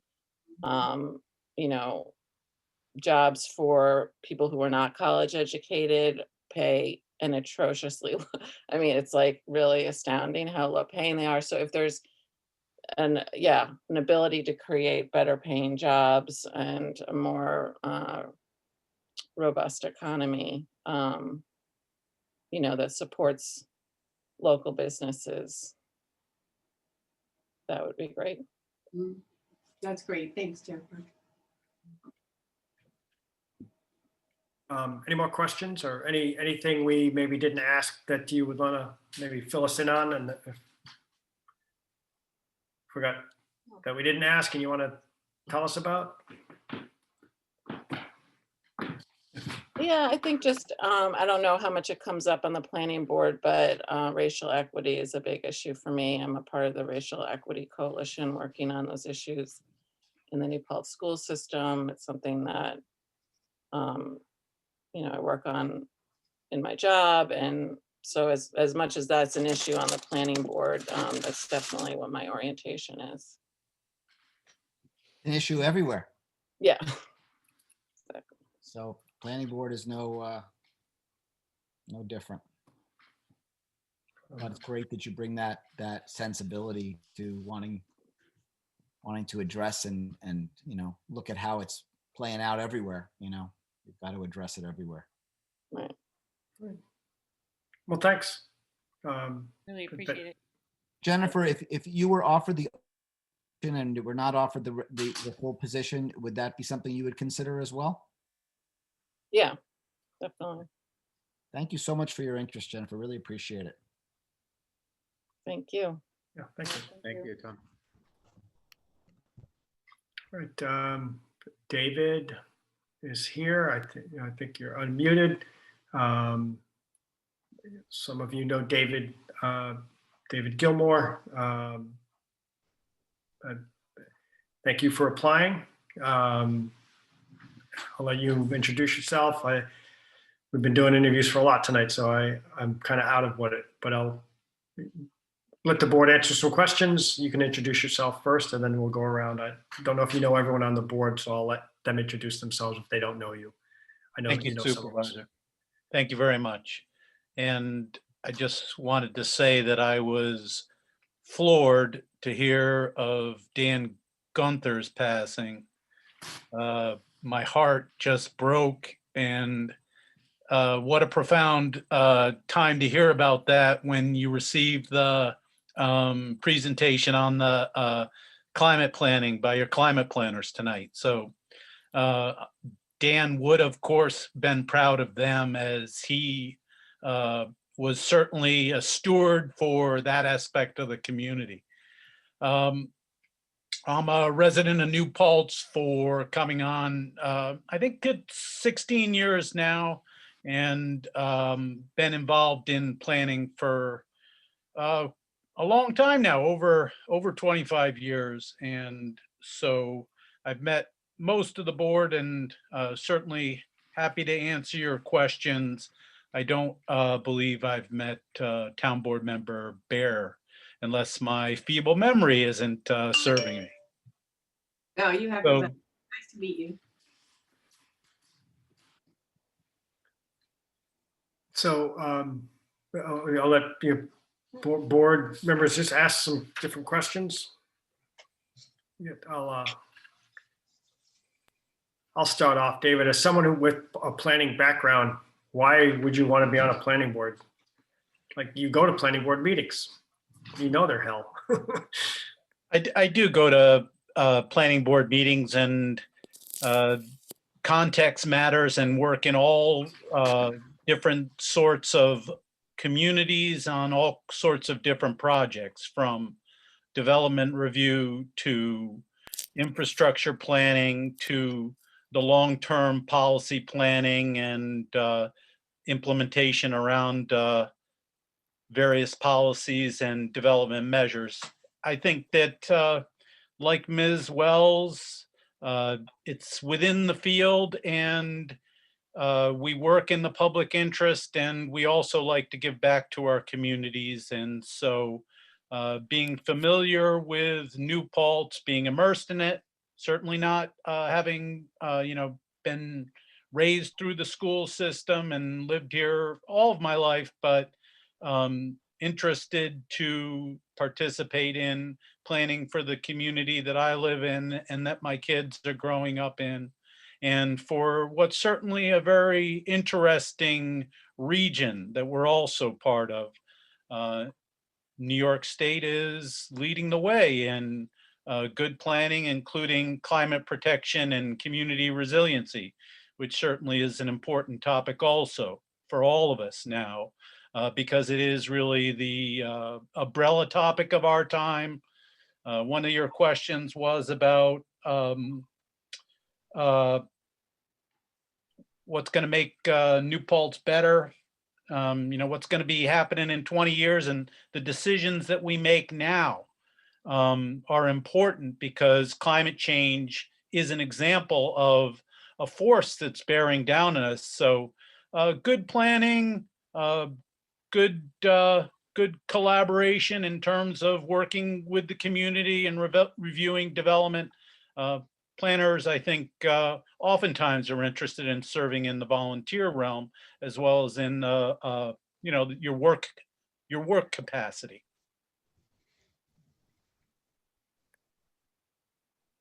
I'll take a shot. Climate's bearing down. Also, we're getting some serious population increases and housing price increases in our community. What do you see as the biggest challenges we face in planning in the next 5 to 10 years during the time that you would be serving?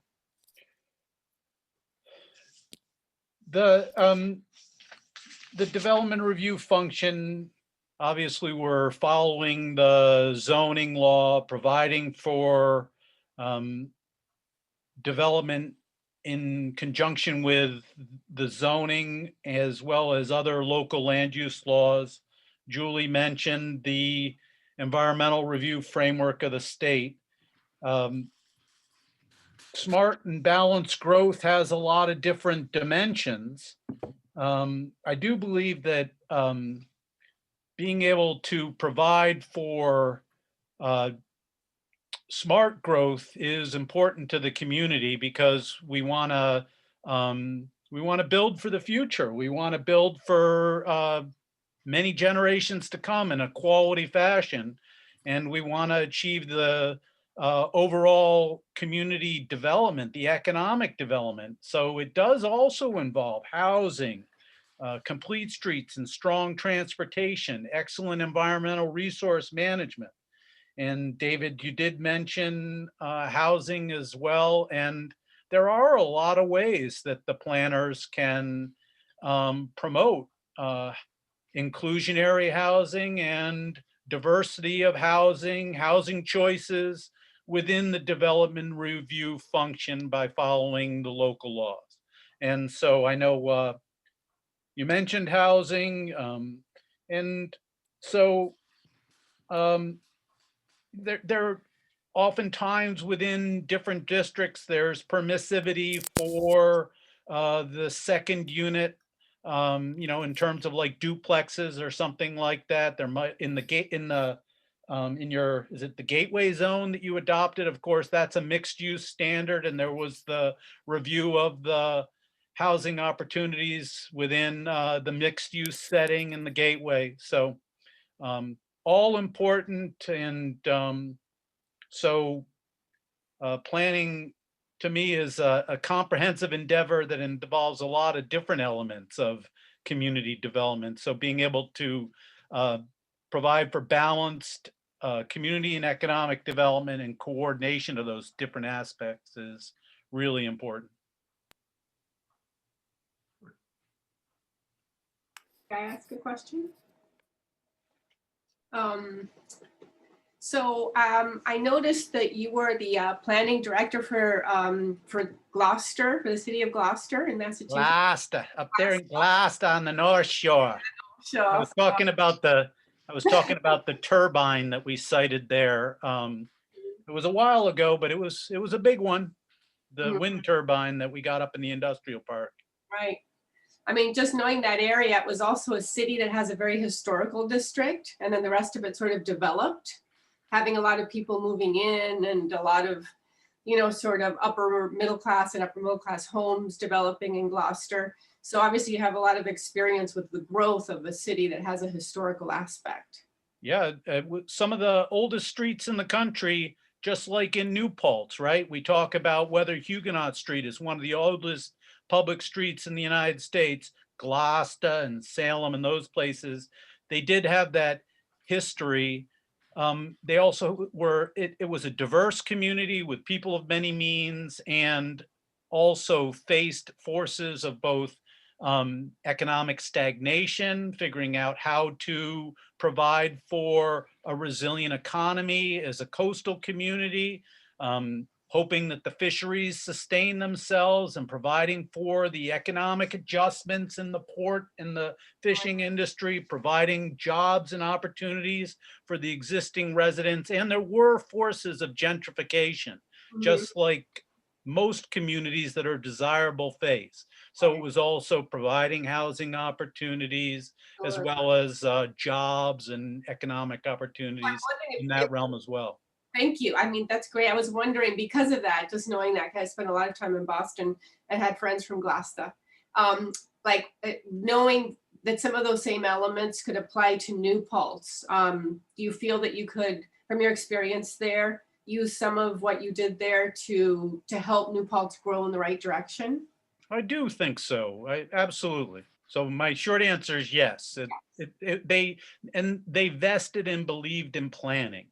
And that is important too, to have a planning function, and it sets the base, it sets the standard. Thank you. Thank you. All right, anyone else? Yeah, I got a couple more. Yeah, go ahead, please. can you say, you know, you've had some experience with our planning board, and probably sense of how they operate and the composition of our planning board. How, you know, I know this is not always such an easy question, especially in a public forum, but how do you see yourself fitting in there? And you know, what can they expect if you're the next planning board member of that committee?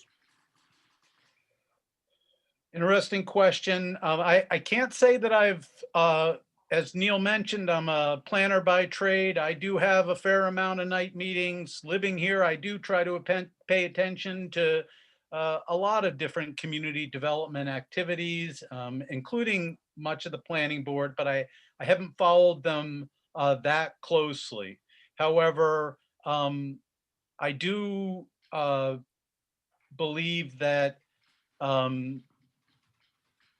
one interesting aspect of a planning board's role can be to help provide for streamlined review in some cases, by trying to make sure that there's understanding of what is helping the development applicant understand what are the materials that need to be submitted.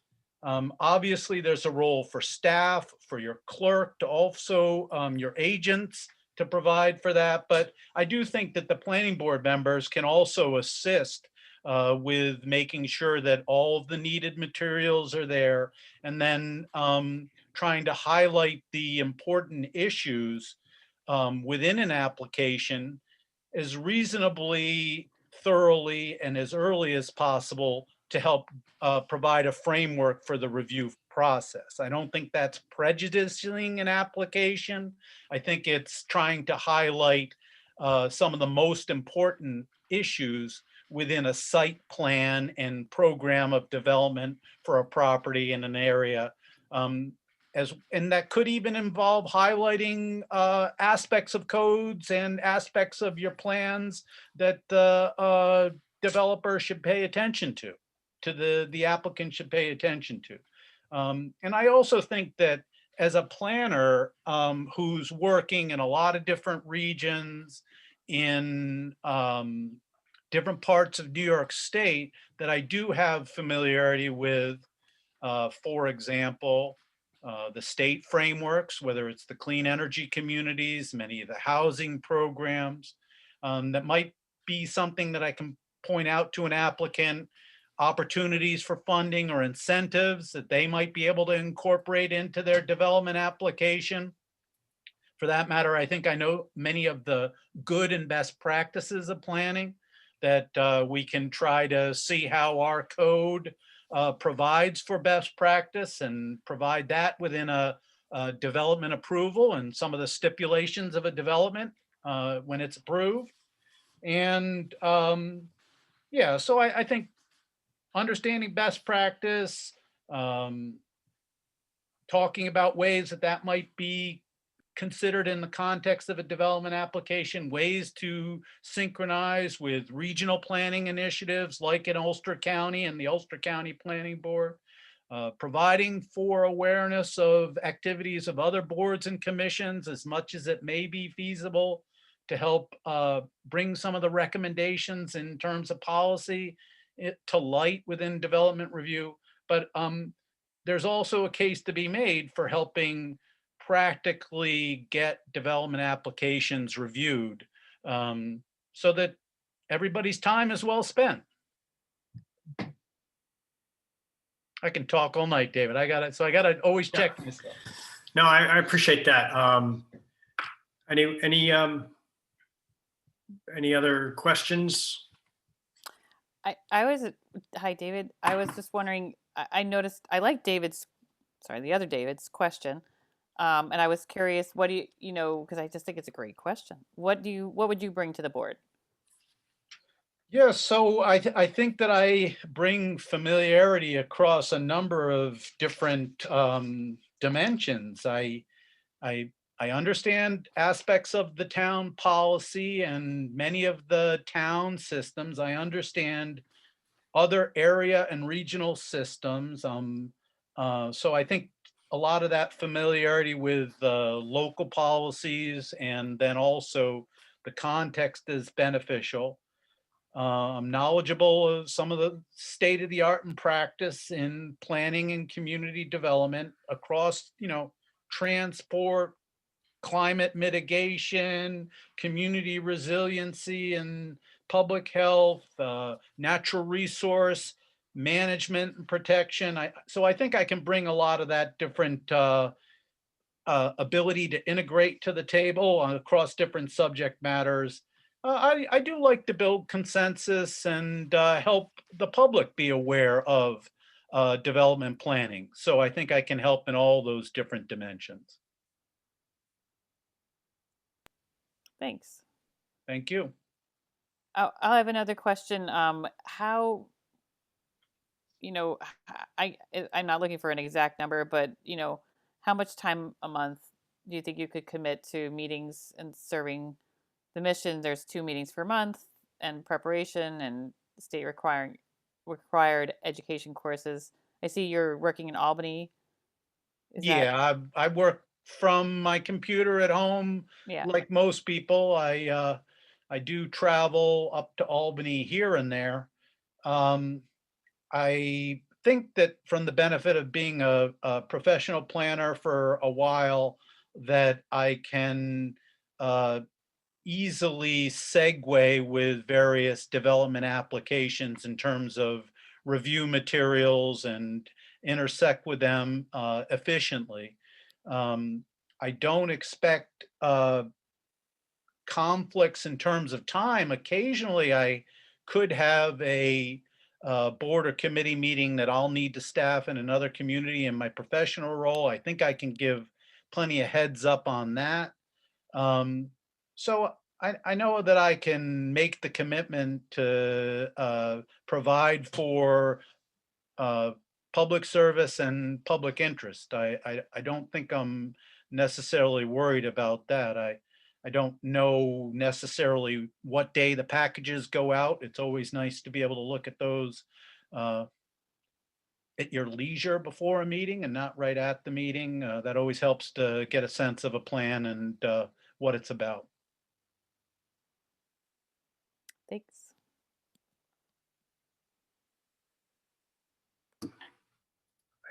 So do you guys have any other questions? We can move on.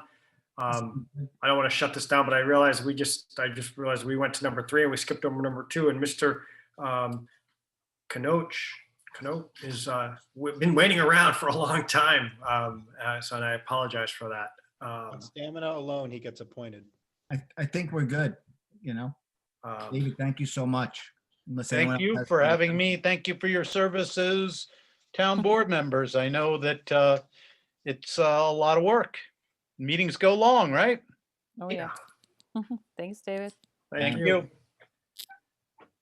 All right. Great. And so I think we're going to be talking about this for a little while. We're not going to make an appointment tonight. But thank you for coming, both of you. And so I'm not sure how to pronounce your name, but Mr. Stephen, I really apologize for skipping over this and making you sit through even more of a meeting that you didn't need to be at. So I'm going to. Okay, no, that's fine. I Thank you learned I learned a few things tonight. That's good. Yes. I So think my son needed a little break from me. He's happily in reading in his room, so that's okay. So this is for the ethics board. Thank you for applying. And I will, Neil Patez, town supervisor. It's nice to meet you. I will. My last name's Kanoki. It's pronounced Kanoki. Kanoki. Okay. Thank you. Yeah, just so you know. Thank you. I apologize. I don't think anyone gets it right the first time, but go ahead. And so the board has your resume. I'll hand it over to the board if they want to ask some questions, but I appreciate your willingness to volunteer to be on this board. So thank you very much. And I'll hand it over to the board. Okay, you're welcome. I'd just love to know why you want to serve in this capacity. Well, because I'm a civics teacher, I have been a social studies teacher for 26 years. I'm going to retire in 4, and I'm very interested in applying my craft to the real world. And yeah, I really enjoy politics. I think that law is very interesting, even though this is really just an ethics code. I was looking at it before when you guys were talking. So I enjoy debate. I enjoy kind of looking at things from different points of view. Mary asked me to do it. I think Mary's a very nice woman. I find her someone that's sort of easy to talk to, even when you don't see eye to eye on everything, and kind of enjoy that about working with her. So she asked me, and I live in the community. Went to college here. It's time to get involved in some capacity or another. So when she asked, I said, yeah, I'd like to do it if they need me. That's awesome. Sounds like your students are lucky to have someone too who wants to be involved themselves as well. Well, thank you. I mean, I haven't seen us run into the ethics board a whole lot. Is that just because we're doing our jobs right, or like what? Neil, can you help us out? Like what can Mr. Kanoki like look forward to working on?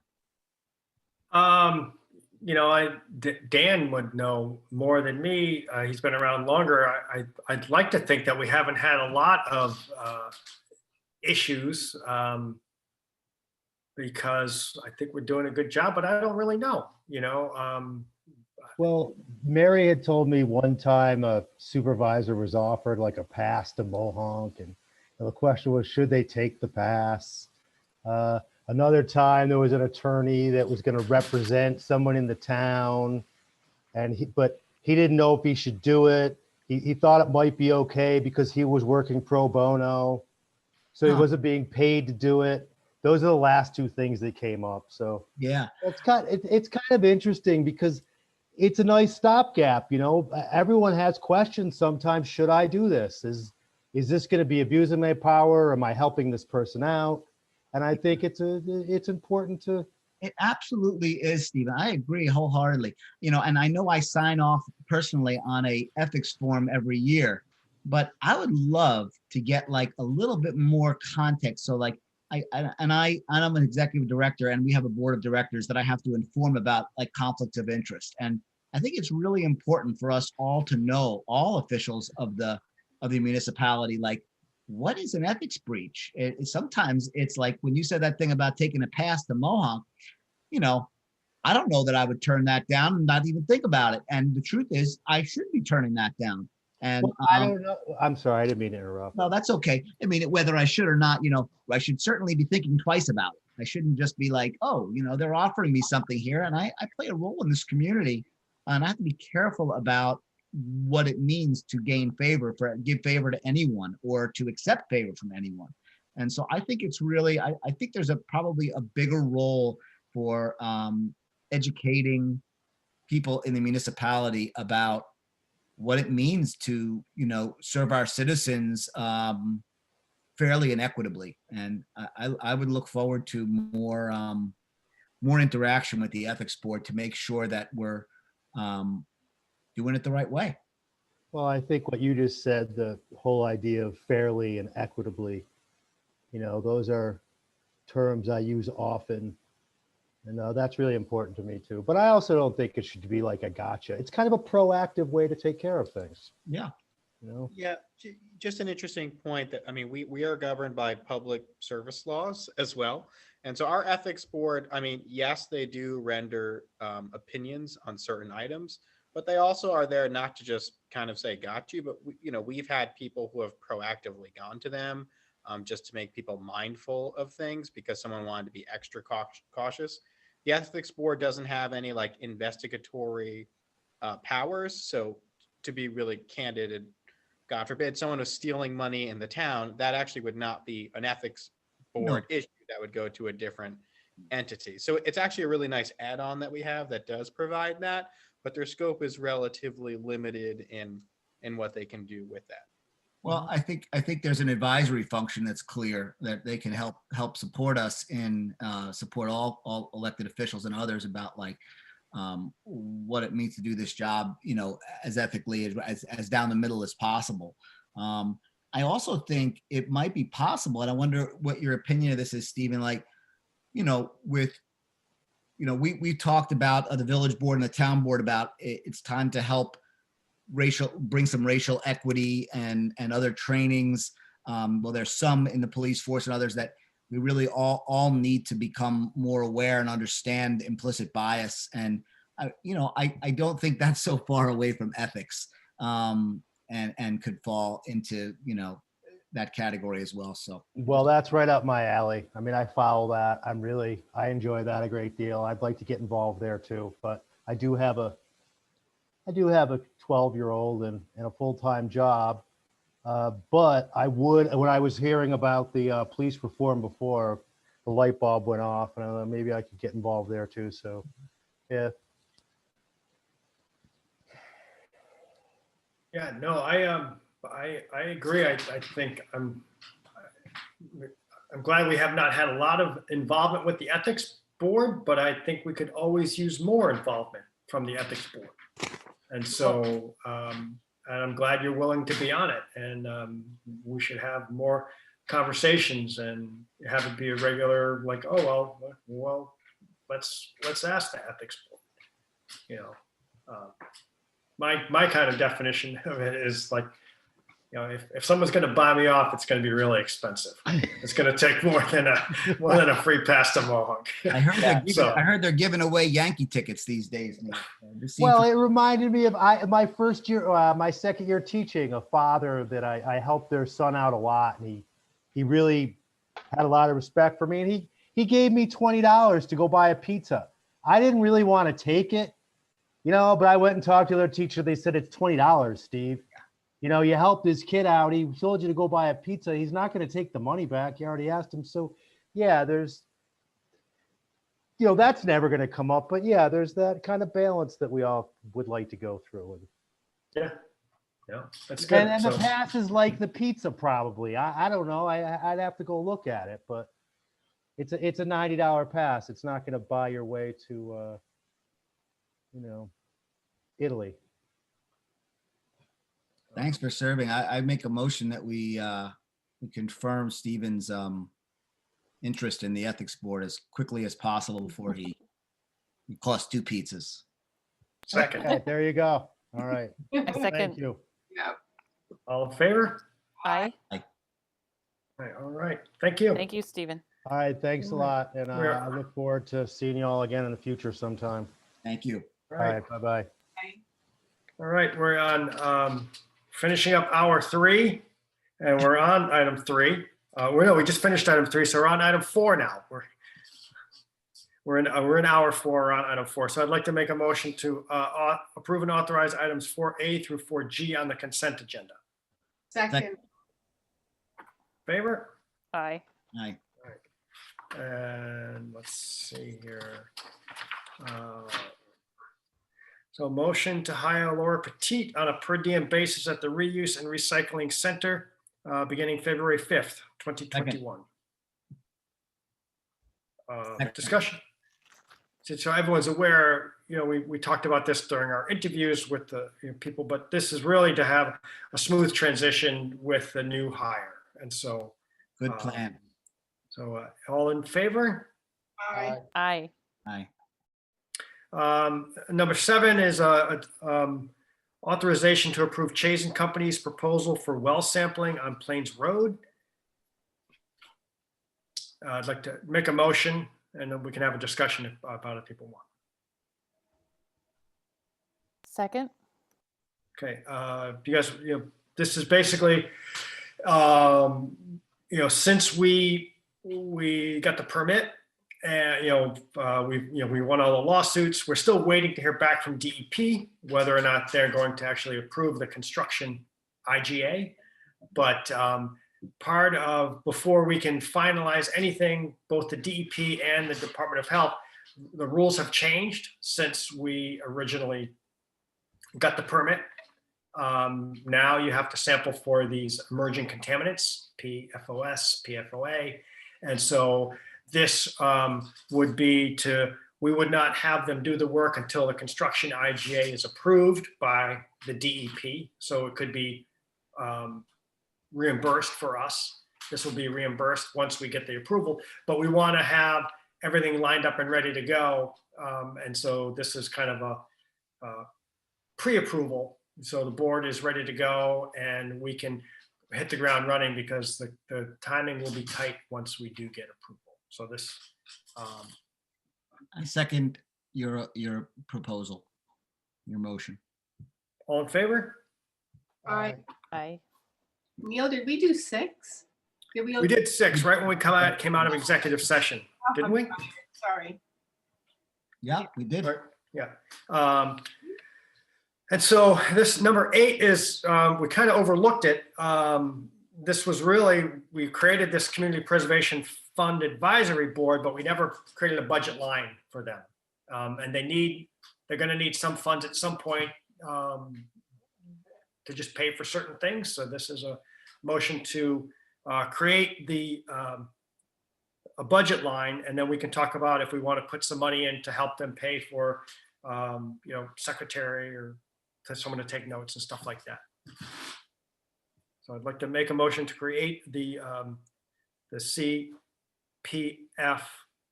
Community Preservation Fund Advisory Board budget line. Second. All in favor? Aye. And so number 9, the person who has been the secretary for the ENCB has resigned. It's kind of the same thing for the Community Preservation Fund Advisory Board. That the ENCB they've budgeted $725 for this annual expense. They really want someone, they've tried to have someone on the board take notes, be a secretary. It hasn't really worked out. Ingrid, they've said they really want this. They have the money budgeted for it. I said I'd bring it to the board. Through a bunch of different discussions with Ingrid and then also with Kara Lee. They've been talking to Kathy Preston, my assistant. She has offered to be for $1,450. We could give her a stipend. She could take on both of these jobs at night. They're in favor of it. I'd be in favor of it. And it would help Kathy with some extra money. I said I'd bring it before the board to see what the board thought about paying Kathy a stipend to take on these board secretary positions at night. Second. For $1,450 a year. Second. Is that affected at all by like our freeze, our budget freeze, or does it not really? We would, there's money that the ENCB has. We budgeted this in their budget for this. We never created a budget line for the preservation fund. We would need to find that money somewhere, a few $1,000s for them to be able to pay for, photocopies and things like that, things that they're probably going to need to do. Mm-hmm.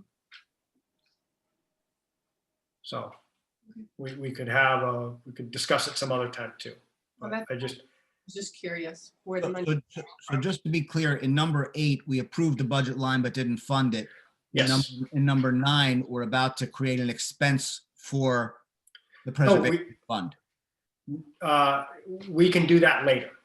Okay. We can start out with the 725 for ENCB, and then in addition, at some later point, if we decide where we find money for the preservation fund in the budget, we can put money into that budget line.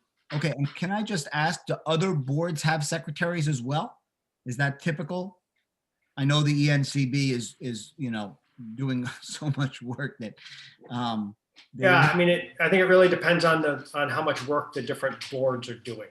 Okay. So the planning board does, obviously. That's a lot of work. Some of the other boards, sometimes they have them, sometimes they don't. We try not to have them. I think Kathy actually was a secretary for the ENCB years ago, before she was even employed, which is how this came up. I would second the motion for her to become the ENCB secretary and to take up the CPF secretary at a later time. Okay, I'm good with that. All in favor of David's motion? Aye. Aye. Aye. All right. Great. The next, number 10, is we had a request, an appeal of a Freedom of Information Law request. That's the board's responsibility to review those appeals and make a decision. I think everyone has that material in their packets. You know, my motion is to, based on the attorney's review, I make a motion to deny the appeal for the FOIL request based on our attorney's opinion. But we can have a discussion about that. Right, if I get a second. Second. Any discussion? Did you want to add your thoughts at all? Our attorney, the FOIL request was denied by the clerk based on the attorney's discussion with the attorney, and where his comments are that we are following the guidelines and the rules, and that he does not see a legal reason for why we would overturn the initial decision. And I tend to agree with him. It's enough for me. Yeah, it's enough for me. All in favor? Aye. Aye. Okay, so this next one, number 11, it's really just, this kind of came out of these discussions that we have, these weekly phone calls that we have with the town and village and different, police, fire, rescue. It's the village, they're talking about, and this came out of the discussion, like I said, it's one of the only things that we can really do right now as governments is to message and model good behavior. And there's some articles in the papers about our double masking, is that the new mask?